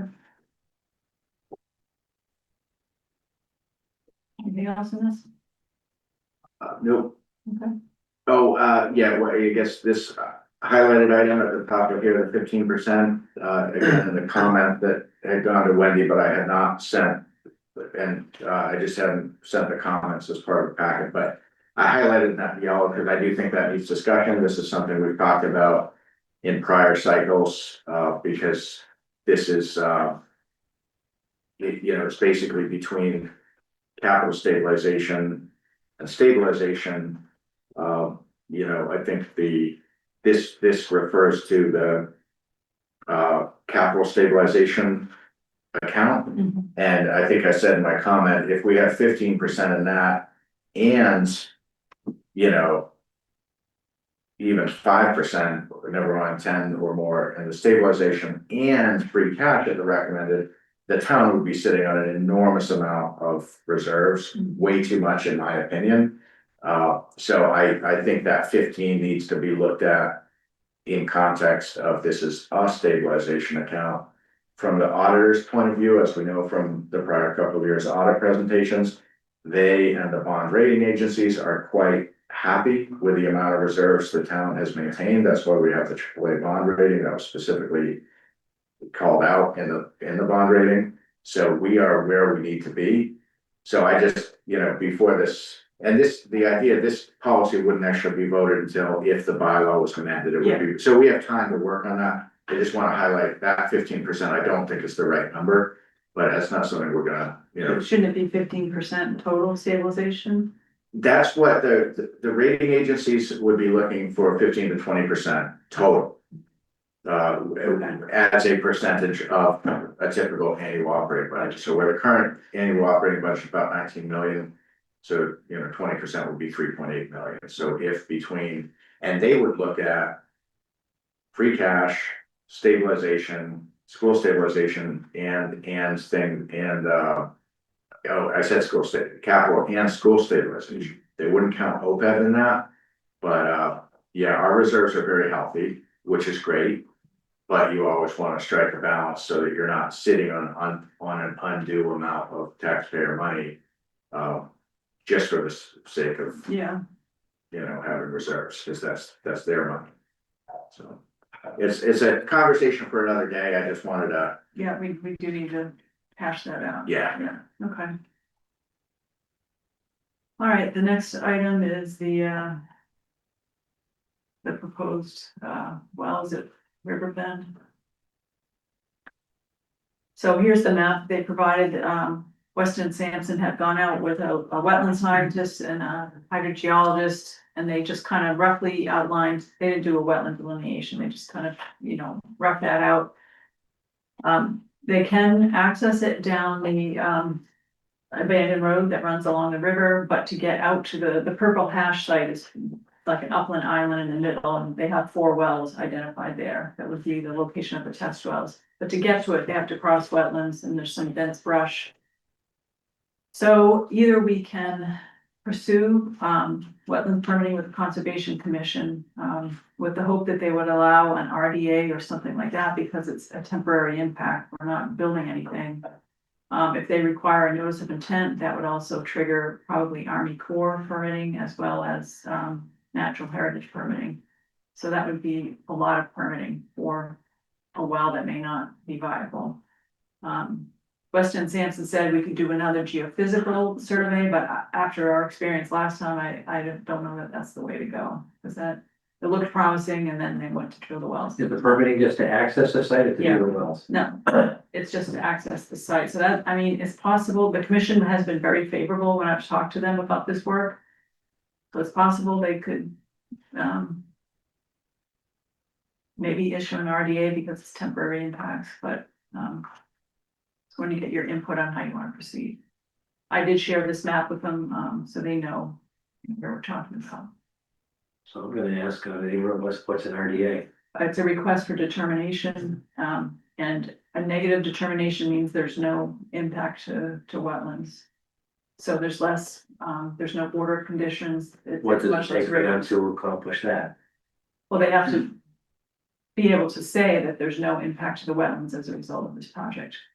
There's a temporary impact, but there's not a permanent impact. What do we have to present with them? There's a form you fill out, and we'd have to go, we'd probably have Weston Sampson go with us and talk about the rig and precautions they would take in So is access. that the first step then? Well, I'm asking, do you want to pursue some kind of permitting, or do you want to go with the geophysical? Those are the 2 options. We're kind of Like you said, the geophysical. yeah, last time. and there's no other test wells in this area that we can use to calibrate. That's why they said it didn't work out very well on the other side. So I would propose at least talking to the Concom and seeing if they'll go for something less. If we're gonna have to do full permitting, I'm not sure this makes sense. But Now, is that red hatched area, is that in wetlands or is it the green that you're crossing? So the green is the wetlands, so. there's no way to circumvent that on the other side? No, see that green, so then there would be no access. If we go along the river, we're on that abandoned road, so really they're only cutting through the brush in a very short area. We did walk around the back to try to get to that, and it would be really challenging to try to get in that little finger there. But, The same rig they used previously? yeah, the track map. Not to throw a really crazy idea. What about a helicopter? Pick it up and drop it in. Is that a real thing? A helicopter picking up a drill rig? I can pick up just about anything. I just, Depends on the size of both of those things. What's that? Depends on the size of the two things, the helicopter and the rig. I'll ask. Suppose If it he costs ten, laughs at me, suppose it costs, well, no, it's not foolish, suppose it costs 10 grand to pick it up and drop it in. But the RDA process, I mean, if they were agreeable to that, is that a long lead time or? No, that's a pretty, So would that be a good starting point and then? yeah. Airdrop it? If they see. Well, let's get a price to airdrop it and see if it's even viable. Imagine the excitement that would create. I don't think it's that crazy, I know. I thought we decided like at the Page School, that would be cool, and then pick it up and, take the river road, the abandoned road, pick it up there and go in, do it across the river, go in. I wonder if you need permitting to have a helicopter come down, like all the grass is gonna be all ruffled up, all that special grass. Grass, don't be afraid. All right, I'm getting punchy. Well, I mean, those are your options, right? You come in by land or by air, what else you gonna do? See? I don't know. No, you still gotta cross the land. All right, let's get this together here. So you want me to go to Concom and see if they'll, I think that's the first reasonable step, yes. do you wanna research helicopter lifting? Could you? I'm not sure of that. I think you're onto something. My brother's an helicopter pilot. He's down in Delaware. We can do this on a cheap thing and just be coincidental. Oh, I don't think the Coast Guard would allow him to just cruise, it's not his first. It's a, yeah, Coast Guard Newbury, bring them up here for the weekend. A little bit of liquor, we can get anything accomplished. Training mission, right? Yes. All right, Chris, seriously, would you pursue that? I don't know when to go. All right, you're pretty resourceful. Maybe ChatGPT will. Yeah, no. my nemesis. All right, updates from a recent meeting of the Whittier Working Group. Oh, boy.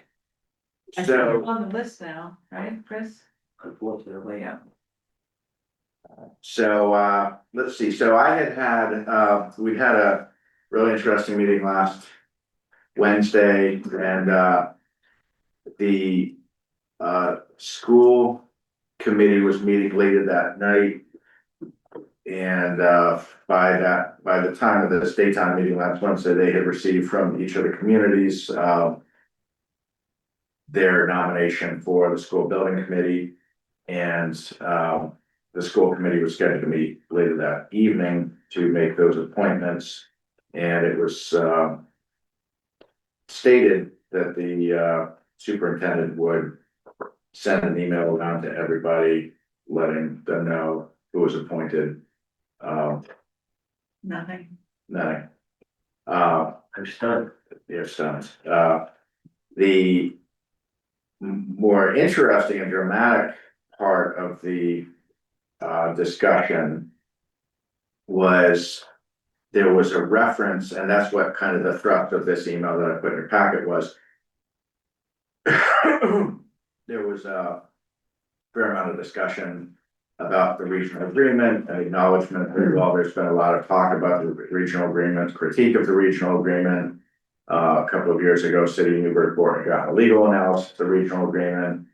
But there to date there's not a process underway to actually amend the regional agreement. So it was acknowledged and understood by everyone that is becoming a front burner issue very quickly. And it's going to need to proceed in parallel with the school building committee because the MSBA letter, it was very specific that by a certain date, the regional agreements actually got to be amended under the terms of the letter from the school building authority last December. So there was a lot of discussion about how's that going to look, who's going to be involved with that. And it was mentioned almost as an offhand comment by the superintendent that, oh, later tonight, the school committee is looking to establish a committee to look at the regional agreement. And it was like, when you hear the record, like, wait, what? Like, what are we doing here? Like, we've been going, Chris and I and our counterparts have been going to these meetings for how long? Every month, hours. And we were all like, we thought we were that group And so it became a big thing. And so to cut to the chase, we basically like, to a person, everyone in that room was like, this working group needs to be that entity. And anything other than that is gonna be a real problem. And we said, if there's other people who want to be part, great, the more the merrier. But in terms of the idea that the school committee was considering creating some working group to look at the regional agreement, when you have literally the chief elected officials of all 11 cities and towns and the town manager, town administrator types of all 11 cities and towns in the room. What committee, what are you talking about? So anyway, she got the point, but we all said, a number of us said that we were gonna go the extra mile and reach out to our school committee member that day before the meeting that night. So I reached out to Kevin, right after the meeting. I texted her, I said, can we connect? We ended up talking for 45 minutes that afternoon. I told him the whole story. And he carried that flag to the meeting that night. And I understand a number of other communities did the same thing. We had a great conversation. Kevin texted me the next morning. He said, hi, I guess the municipal working group is now also the regional agreement amendment committee plus 4 school committee members. So it all turned out okay. But this is part of why earlier in tonight's meeting, I mentioned this, this is gonna be a major work item. Yeah. For Chris and I, or if Chris taps out, one of you. So let me back up on that. Yeah, So I was not getting emails, they've excluded me from the thing, I showed up to some news, I didn't make the last one, I was away on vacation, Right. that's why I wasn't there. Yeah. The intent of this group from the very beginning was to go as far as we've gone previously, and then nobody has stated how the regional agreement gets modified. I've been pushing and saying, 2 months ago, you're behind the 8 ball 2 months ago, and you're Yeah. still sitting on it and Mhm. trying to come up with another committee. Yeah. It's only logical, but they never even stated it. Then I got those 4 meeting requests from Phil the other day. It's like, so I'm sort of sensing there's something going on here, so that's obviously what it is. Yeah. I don't recall what the time frame is, but it's not enough. No. I don't know how they think the rewrite of this regional agreement is gonna happen in the prescribed time frame. It's gonna be very difficult. It's gonna take a lot of focus, and it's part of why we are trying to prevent wasting time on things we don't have time for. So these things take a lot of time. This whole group, if there's 11 communities, there's 2 from each, there's 22, they just added another 4. So you got a working group of 26 people to rewrite an agreement. That's never gonna happen. They're gonna have to distill it down to 4 or 5 people to present to the overall group. Or there might end up being, kind of subcommittee working group types. That's in essence what I'm saying, yeah. Yeah, but yeah, it's gonna be. And, one of the critical flaws of the regional agreement is that you need 11-0 vote to amend a regional agreement. You need absolutely every community in lockstep, so. Yeah, it really can't be overstated how difficult this is. The design process, the school building committee process is gonna be extremely difficult. The other is gonna be extremely difficult, and they have to kind of align at the finish line. There was a very kind of substantive back and forth between a couple of us and a couple of others on the basic question of whether the regional agreement needs to be amended before, or I'm sorry, whether the school essentially needs to be designed, costed out, and all non-local funding sources identified so that the communities have a true sense of what their net cost is before the regional agreement is considered. And there were a couple of individuals who felt strongly that had to happen. There were a couple of individuals, including myself, who said, that's never going to happen. It's just not gonna, like, your community's gonna have to either like basically assess whether you feel the modified regional agreement or new regional agreement is fair. You're not gonna have a price tag. You're gonna have to agree on the percentage. It's gonna be a separate vote of the voters as to whether to appropriate funds for a specific project. But the basic terms of how our capital costs allocated, among other substantive issues, it's just not all gonna happen at the same time. It would be impossible to conceive of that. And so it was a pretty interesting discussion. And it helped to illustrate some of the kind of, fractures within the group, even among some communities that have largely been aligned on this. And I think it's kind of like I just think it's very unrealistic to think that like the regional agreement and the building project would somehow come to the same cycle. And one of the points I made was that, look, if the regional agreement is amended, or when it's amended, let's say it changes the apportionment of, let's say, the district operating costs or capital costs, that's gonna need to be known so far ahead of when the subsequent year's operating budget is brought to the voters, because that's based on, the allocation of costs is based on the regional agreement. So if you have the, you couldn't simultaneously in 11 communities all on the very same night. They're still gonna have to fund the following year's school operations. Like you can't do it. You can't. They're not. Let's say I'm just picking a number out of a hat. Let's say it's the FY30 operating budget. The superintendent and her finance team need to know that allocation in like October for the subsequent year operating budget. So it was.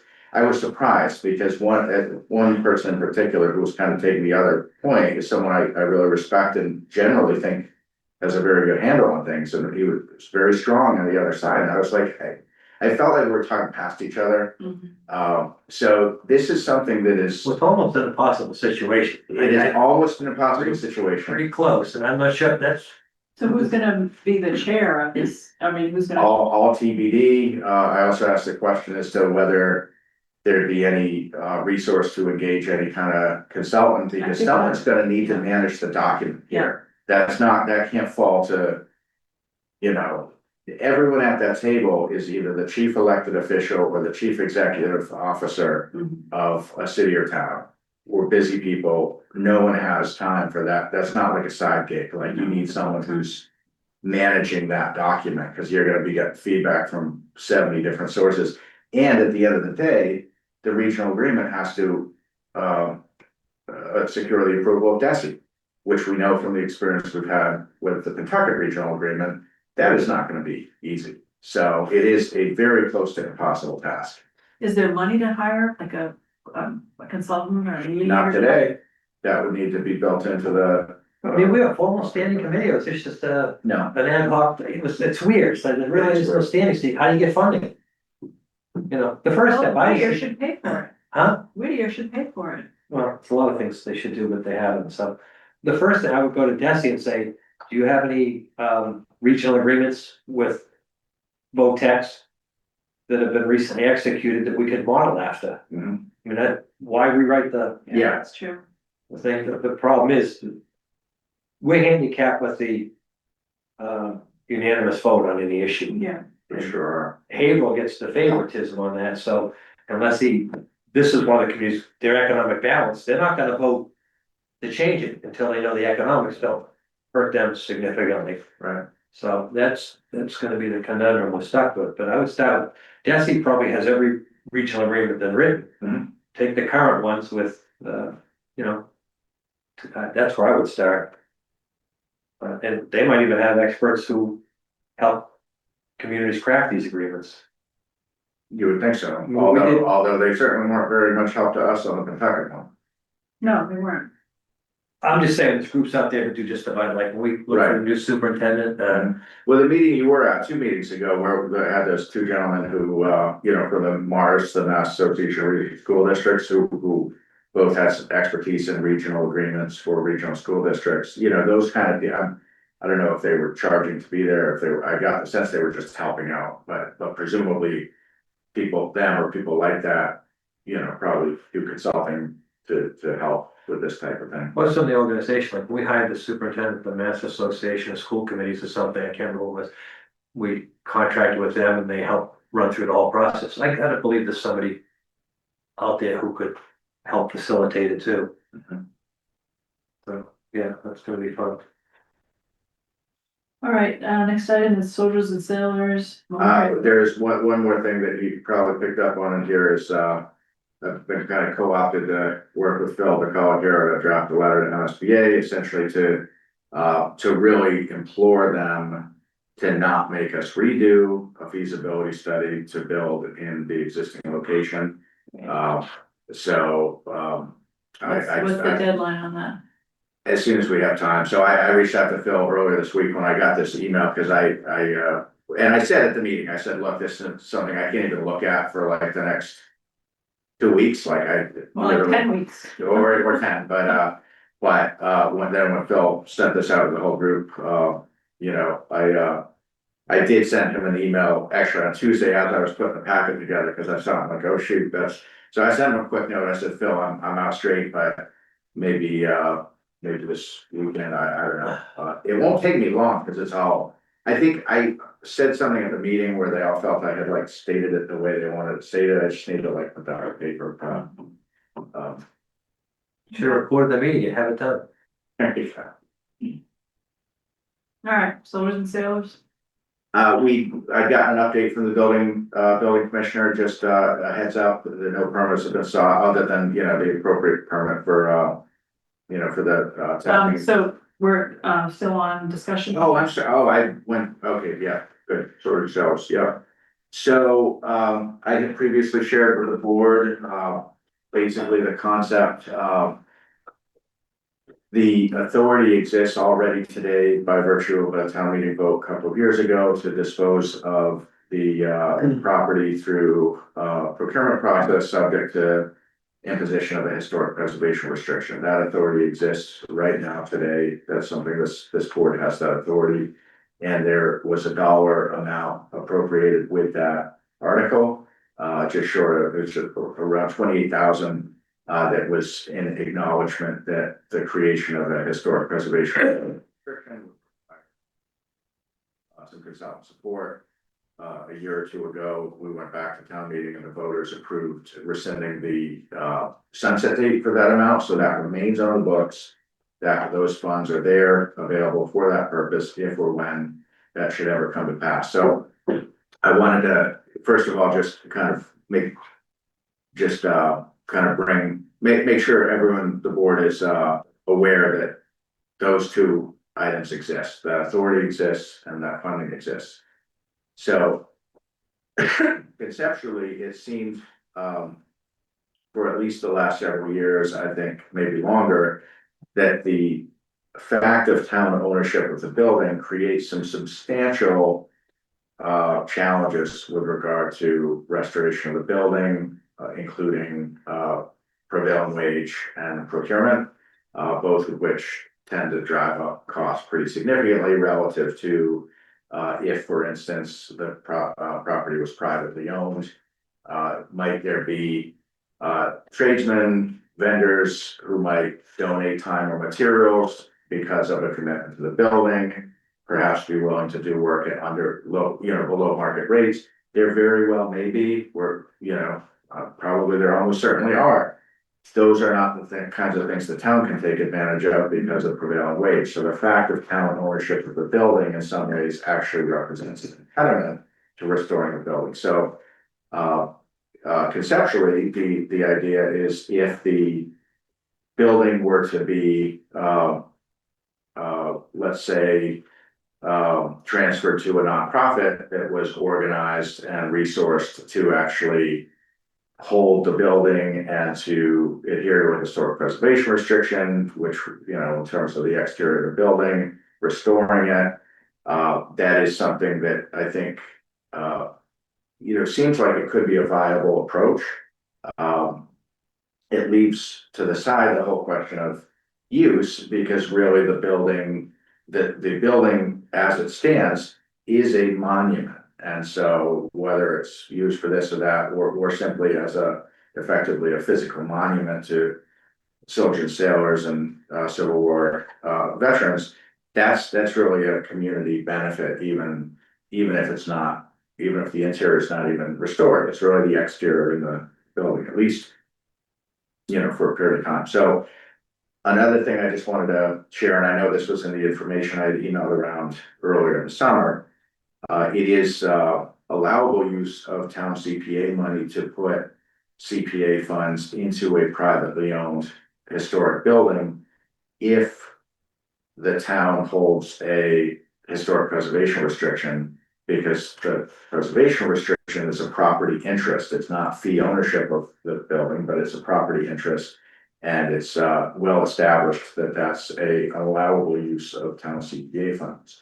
Whether the voters would choose to do that, and that's a whole different question, but it's a legal allowable use. So the concept is, if there were such a nonprofit that was organized and resourced to do that, there could be a combination of a disposition process and town investment of CPA funds, obviously with the requisite process and approvals, that could potentially create a path to restore the building. So, it's just at the idea phase now, but since there has been some thinking about this, I just wanted to, bring it forward for, these are all things I think I've talked with each of you one-on-one about. But I think this is the first time it's been on a board agenda for, for some time, so. So this would be in terms of finding a nonprofit, and I mean, there's a lot of work involved here to fall on your desk, I'm assuming. Well, I think it's, there's volunteers in the community, whether it's, people can work in alignment. There's plenty of very capable, people and residents and volunteers. It's, if it comes down to alignment, whether it's, helpful. But there is an organization, Historic New England, Bob, is that? I believe it's historic New England. Yeah, there are existing, organizations that exist for the purpose of helping communities or other property owners to navigate a path. So there could be some technical expertise outside the community that might be able or willing to come in just to help.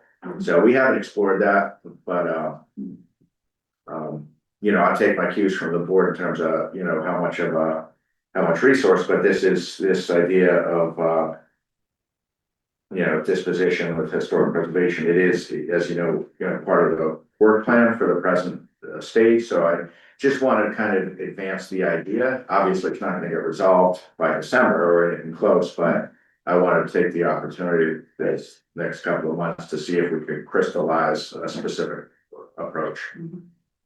Bob, was this discussed with the historic commission?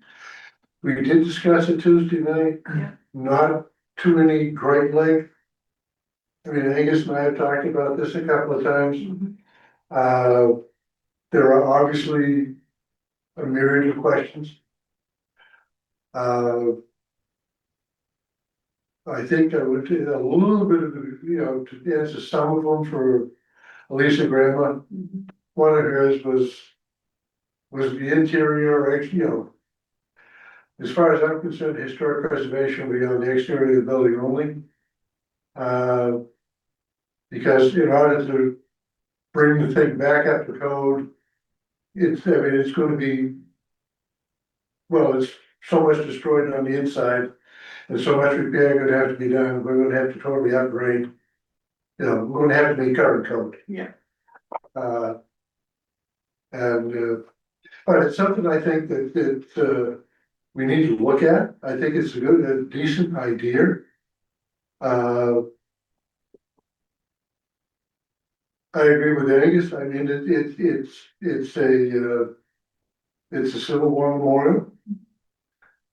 And to me, personally, if we decide we don't want to do anything with it, we're gonna let it go, and we're gonna tear the damn thing down and be done. And At some point, it's gonna become a hazard. At some point, it will become a hazard. it will be, and at that point, I mean, we have CPA money available. And I think if we don't do something to restore it, first of all, we basically turn around telling, the 300 some odd guys that fought in the Civil War and died, they're not worth remembering.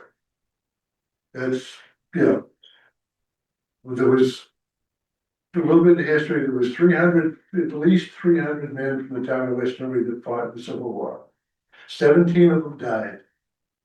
That's more men that died in the Civil War than any war since, just from West Newbury. And a lot of those Civil War victims became selectmen, assessors, doctors, members of the state legislature, police officers, town clerks. So they contributed a lot to the town of West Newbury. And as far as I'm concerned, just to turn around and say, it ain't worth remembering, then that doesn't say much for us as a town. Yeah, I'm not sure that's what people are saying. I know that's not what they're saying. Yeah, I don't think that's really what they mean I mean, either. if you look around nationwide now, they're trying to get rid of everything that was, history doesn't matter. History does matter. Yeah. And, I was just curious whether the historical commission would support this, or, because I know in the past there was some pushback about plans, I think there's still some pushback, Okay. but we need to define what the project is. the project. Yeah. I don't think any of us are opposed to putting a historic restriction on this. Again, we haven't talked really about it as a full board and done any real discussion. Although I think we got a little further Tuesday night discussing the possibilities of doing something than we have in a long time. Okay, good. So I think there is some interest there.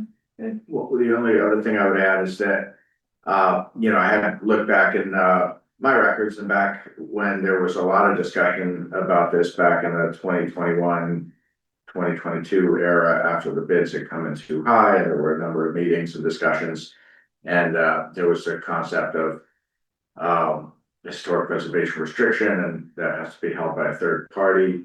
And who's gonna hold that, and that was, that led to a lot of, very, very reasonable questions about capacity and so forth. And one thing that's different about this concept than was being, considered at that time, the understanding was the town would own the building, and therefore a third party would need to hold the restriction.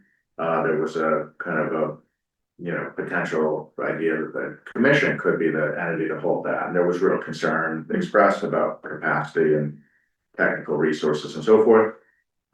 In this more current thinking of it transferred to a third party nonprofit, the town could hold that restriction, and that could be held theoretically with this the authority of the select board.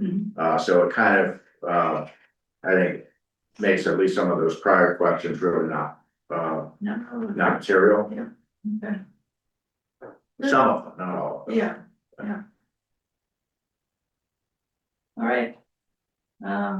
So I know, actually, I'll just ask Wendy now with, kind of put you on the spot. So one of the follow-ups that Bob and I thought made sense, since I think part of this idea would necessitate, I believe, some, public investment of funds through CPA. It felt like maybe adding this as a discussion item at the next CPA meeting might be a good opportunity to advance discussion, just get more people thinking about it, chewing on it. So obviously you're the chair, you can decide when the time comes, but Yeah, I mean, we've had nothing before us for, 4 months. Yeah. But, yeah. We can have a meeting just to. And actually, I just noticed, Ann, you're a CPA member as well. No, actually, we. Oh, they changed? Oh, okay. I think it's All right. Ray now. Okay, great. Every month we ask Ray what he has to report and there's nothing, so I'll be looking for this, an actual update. All right, Okay, well, thank you for. thanks. Sorry you had to stick around for the whole thing. Well, it's all right. Nothing better to do. Nothing better to do. Okay, Then you did that an hour ago, so no problem. All right, thanks. Good idea, Bob. all right, the final, there's just this correspondence about the NAPS. This came from the building inspector, correct? Yeah. Yeah, just so you're aware, people are asking what's going on over there. The Yeah, I asbestos thought about- abatement it's the windows, it's not like friable material floating everywhere, it's just the window hardware and that kind of thing, but. I did think about whether we should do like a news announcement, we haven't done that, We could if there started to be a lot of questions, but I felt like, you know, there's no permits, it's not, you know, we don't do that in the normal course of things, so I was hesitant about doing something that people might ask, like, why are you, you know? It's private business. Yeah, it's really, yeah. And I'm not even sure if Sarkis is closed on here. Apparently it's in the works, very. That's what I get in the works, but I still don't think it's. No, that came from Rob, so I don't know. I I thought thought I I'd heard seen something. from another source, it's not done yet. Yeah. I'll let you know when it's done. Well, I must have enough control to have been able to get this, permission to do this. Oh, the owner's not. Various abatements, so. Yeah. I mean, the implication. The owner's got it, the permission. Anyway, The implication that he's investing in the kind of funds, it will be, right? I mean, yeah, but I agree that I don't think I would notify anybody. It's more of a private property. And so if people want to know, they'll call and we'll give them to Sam and Sam can tell them there's a letter. did we skip D point F review of select board policies and process? All right, yeah, we did skip that. Sorry. All right, guess we're gonna talk about. I have no idea, sorry, everyone is. No, I just, as I alluded to when we discussed the electric equipment, see you, Ann. Bye. Do we wanna have a plan for trying to tackle these policies? Like, what's the next one we should do? Or how do you wanna approach this? I do think they all need to just be reviewed and looked at. We could divide them and each one look at them, or You take 50%, Ross takes 50. that's not what I was thinking. And you weren't quick enough on your feet, so that's what you Yeah. Any thoughts, Ann? Yeah, I mean, I think, a couple of the things, you know, these go back, some of these go back a long time, and we did make a bunch of changes in 2018, 2019 to try to get any glaring issues. Yeah. But there are still some that I look at that I think really ought to be, they're more like personnel policies, so I think ought to, you know, be kind of migrated toward that. Others are really more financial policies, so, and others I think are kind of, you know, almost like restatements of like, not general law, they're not necessarily anything. So I think, I know Rebecca and, I believe Amanda and Max have also kind of been chewing on these. So I think there's been more attention to it, at a staff level in the last couple of months than there have been. So, I think it's, I think if there's any that you see are problematic, I would suggest bring those forward on, you know, as just like Ross did, as soon as you have an idea, a specific proposal, or even a concern. Yeah. Like, just let me know and we can, you know, push out higher on the list, and then chip away at it as, time allows. But on the select board policies, I know Rebecca's been looking at those, and I think you and Amanda have as well, to some extent. So, but definitely some of them are more like personnel policies. Staff would have a better idea of the ones that are problematic, because you deal with them every day, so. Yeah. I think the best way to proceed would be, you guys flag the ones that are most egregiously offensive, and we start with those. Yep. Sift through those and then go see what's left and see if there's any Okay. work from there. Yeah. Put up the biggest fire first. Yeah, one of the, this is kind of an aside, but it's just, I'll mention it because you might not all know it, but personnel policies, one thing that's always like been a little strange to me is those actually require a 3-0 vote to amend, which makes it a little bit more like difficult. And it also, there's a hearing requirement, which I don't think is inappropriate because they are personnel policies. I think it's totally appropriate to make sure those are noticed ahead of a vote. So I guess I'm not suggesting that change, but it has created some amount of inertia because there are some changes in the personnel policies that we've had in draft form for a couple of years, literally, but you know, just when you get to the notice and sending it just inertia, and unless it really is a front burner problem, and we have fixed some of them that are, there's other things that I'd like to get into the personnel policies that it just ends up basically, you know, adding several hours of time, even if you know what you think you want to change, it just adds several hours just because of the process. If we weren't so darn busy, it wouldn't be a big problem, but because we are so busy, it just means that months go by and it doesn't get done. So this was a process set by the select board? Yeah, years ago, long before I got here. All right, so maybe we should start with that and look at that and see if we wanna change that, and then that would, Yeah, I think if we could, I mean, I think it's striking a balance between notice, which is totally appropriate, but I think the combination of notice and needing a 3-0 vote, it's kind of like, it's not insurmountable. We've done it, we've done a number of changes to Yeah. personnel policy, but there are policies in there that, could benefit from update, and there are others where it's silent on certain things that I would like to see policies, or we have draft policies. That we've had at the draft level, at a staff level for years. What's the problem, the 3-0 vote or the notice posting? It's the combination. It's a bandwidth issue. And I know it sounds simple. It sounds like an easy thing. It's just that every single day I'm trying to do 15 hours of work in like a 12-hour day. Like there's just not enough time every single day. And so it ends up, I mean, someone watching, oh, well, that's so easy. Cool. And you're looking at my inbox, like. Yeah. Not, even the easy stuff, it all takes time. But the 3-0 vote should be not a problem. Which it shouldn't be, other than, it kind of suggests that before, I mean, for me, I would say even before I wanna bring something to a vote, I wanna have a pretty good idea that it's a reflective of the board's intent, because otherwise you're sending out notice to all staff for 10 days, and so you get everyone all stirred up, and then you bring it, and then one person votes against it, and then you've done all that work for nothing.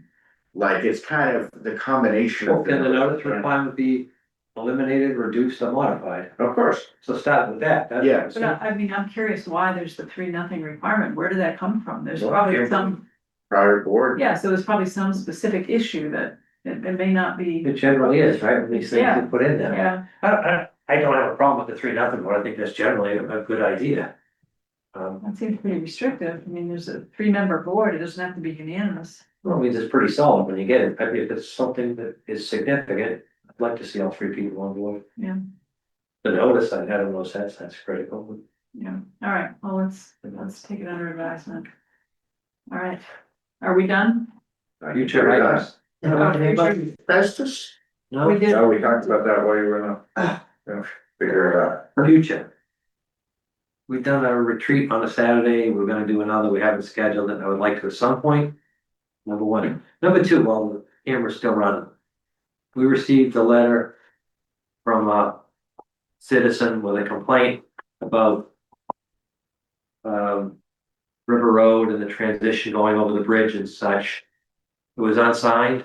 I don't ever plan to address or engage on a conversation with an unsigned letter. I think it's dangerous and unfortunate. So people thinking of sending letters, let us know. We don't have to release who they are and put it in there. Mhm. I think it's a dangerous. That's why I didn't put it on as correspondence. So. I really would never want to entertain that. Number 3, Angus alluded to earlier in the evening, but I asked at the previous meeting. The gentleman from Tech was gonna get the documents from Pentucket relative to the traffic study that they did when they reversed the patent and get it to us to start that process. That was 2 months ago. We haven't seen anything. No, in fairness, you did, back in late June, you did receive a number of documents. Not everything. No, it was after that. No, that was within a couple of days after the meeting. I checked my stuff now. I have more recently received additional documents earlier today, which I didn't want to send today because it's not on tonight's agenda, so I didn't want to add more paper, and it's not on tonight's agenda. But we obtained from District 4, everything they had on file in terms of the amendment when it was amended. That was all forwarded to the board in late June. So should we put it on for I'd next? say, yeah, I don't recall seeing it and. Yeah. Yeah, because when you said that at the last meeting, I remembered sending it, and I went back and checked, and I had. So it should be in your inbox, but I did receive new information, because at the meeting with Pentucket last Tuesday, I brought this up again. Something seems out of sequence of June, because I thought it was after that we talked to. It was Kevin Tanger's presentation was toward the end of June, because it had to be complete by June 30th under the terms of the earmark. And it was discussed at that time, and so the next day, he sent a note to Mass DOT District 4 saying, what do you have on file for when this was amended? they responded with an email with, I think, 3 or 4 attachments, and I forwarded that around. Wow. Yeah. I recall seeing that. It might have been early July, but it was right around that time. I'll resend it. But more recently, I had asked Pentucket for what they had on the file, because I had asked them back then, and they hadn't provided it. So I reminded them last Tuesday that they hadn't provided that, so I did get some things. And I've also been working with Jan Geary to have her pull what's on file with the planning board. So I actually have a lot on file. I wasn't gonna just send around hundreds of pages of documents, you know, it's not on the agenda, when you've already got quite a lot in front of you. But there's a lot of information, available on that. There's some interesting things on the sequencing of that. Because the planning board site plan approval, I did confirm that at the time it went through planning board, it was still showing a 2-way traffic flow. One of the comments in their site plan, they actually favored a 1-way and wanted to see that. But it was not actually formally amended by DOT until 2023, which was a couple of years after. So there's a lot of interesting things. It's definitely a good thing to dig into, but I shared what I had promptly after that meeting. Okay. There is new information I've got since then, but it just hasn't been timely with being done. Yeah. And some of this, I think I got either yesterday or today. I haven't even. So could we put it on the next? Yeah, agenda, definitely. just to update? Then So in terms of you wanna do on a Saturday, or we've done a couple times like 4? whenever it worked, I just was the time we done it, so you tell me. What works better for you? We had talked about doing it quarterly, right? Or more frequent. Whenever, yeah, It's been a while. Yeah, Saturday is great. I mean, if it were to dovetail with my parenting stuff. Yeah. Yeah, that'd be great. Okay. Yeah. So do you wanna do something in September or in October?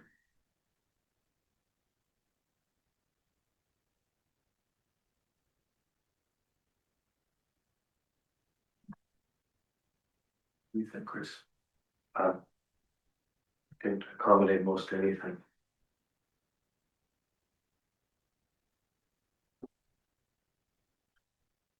I could do.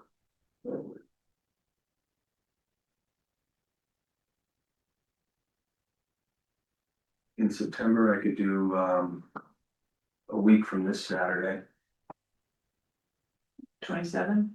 Yeah, That might be good before we head into MBTA and all that stuff. And I guess we're not expecting you to be there, but I mean, if you do wanna be there, does that time work for you? What is the intent to revisit the goals and priorities or get updates on where we stand or what's the? Like a general conversation session. Okay. Yeah, it's not, I mean, I don't know how to put that on the agenda. I mean, I'm often here Saturdays anyway. I'm here because I have work to do, so if I'm here Saturdays, I really have work to do. I don't have time for more meetings at this point. Yeah. Okay, that's But- fair. Stretch. What time? Time works for you guys. 6 AM? 6:15, yeah. Ross, what works for you? I think if I had to pick, I would say 8 or 9. Okay, how about 8? Yeah, it's good. Okay. All right, Gotta get your beauty sleep, right? all right, Chris, anything else for other? One I had was to address the granite blocks, but Oh, we may have a that would be nice if that worked out. start, yeah. I just didn't want this to get forgotten, buried, used to old gravel or something, you know? Yeah. In historical context would be nice to move Yeah. forward. Any other items for this meetings? Okay. Motion to recess. New executive session. From GL chapter 38, section 21A2. Second, Is there? aye. Yeah. Aye. I think we're, Thank you, Max. My pleasure.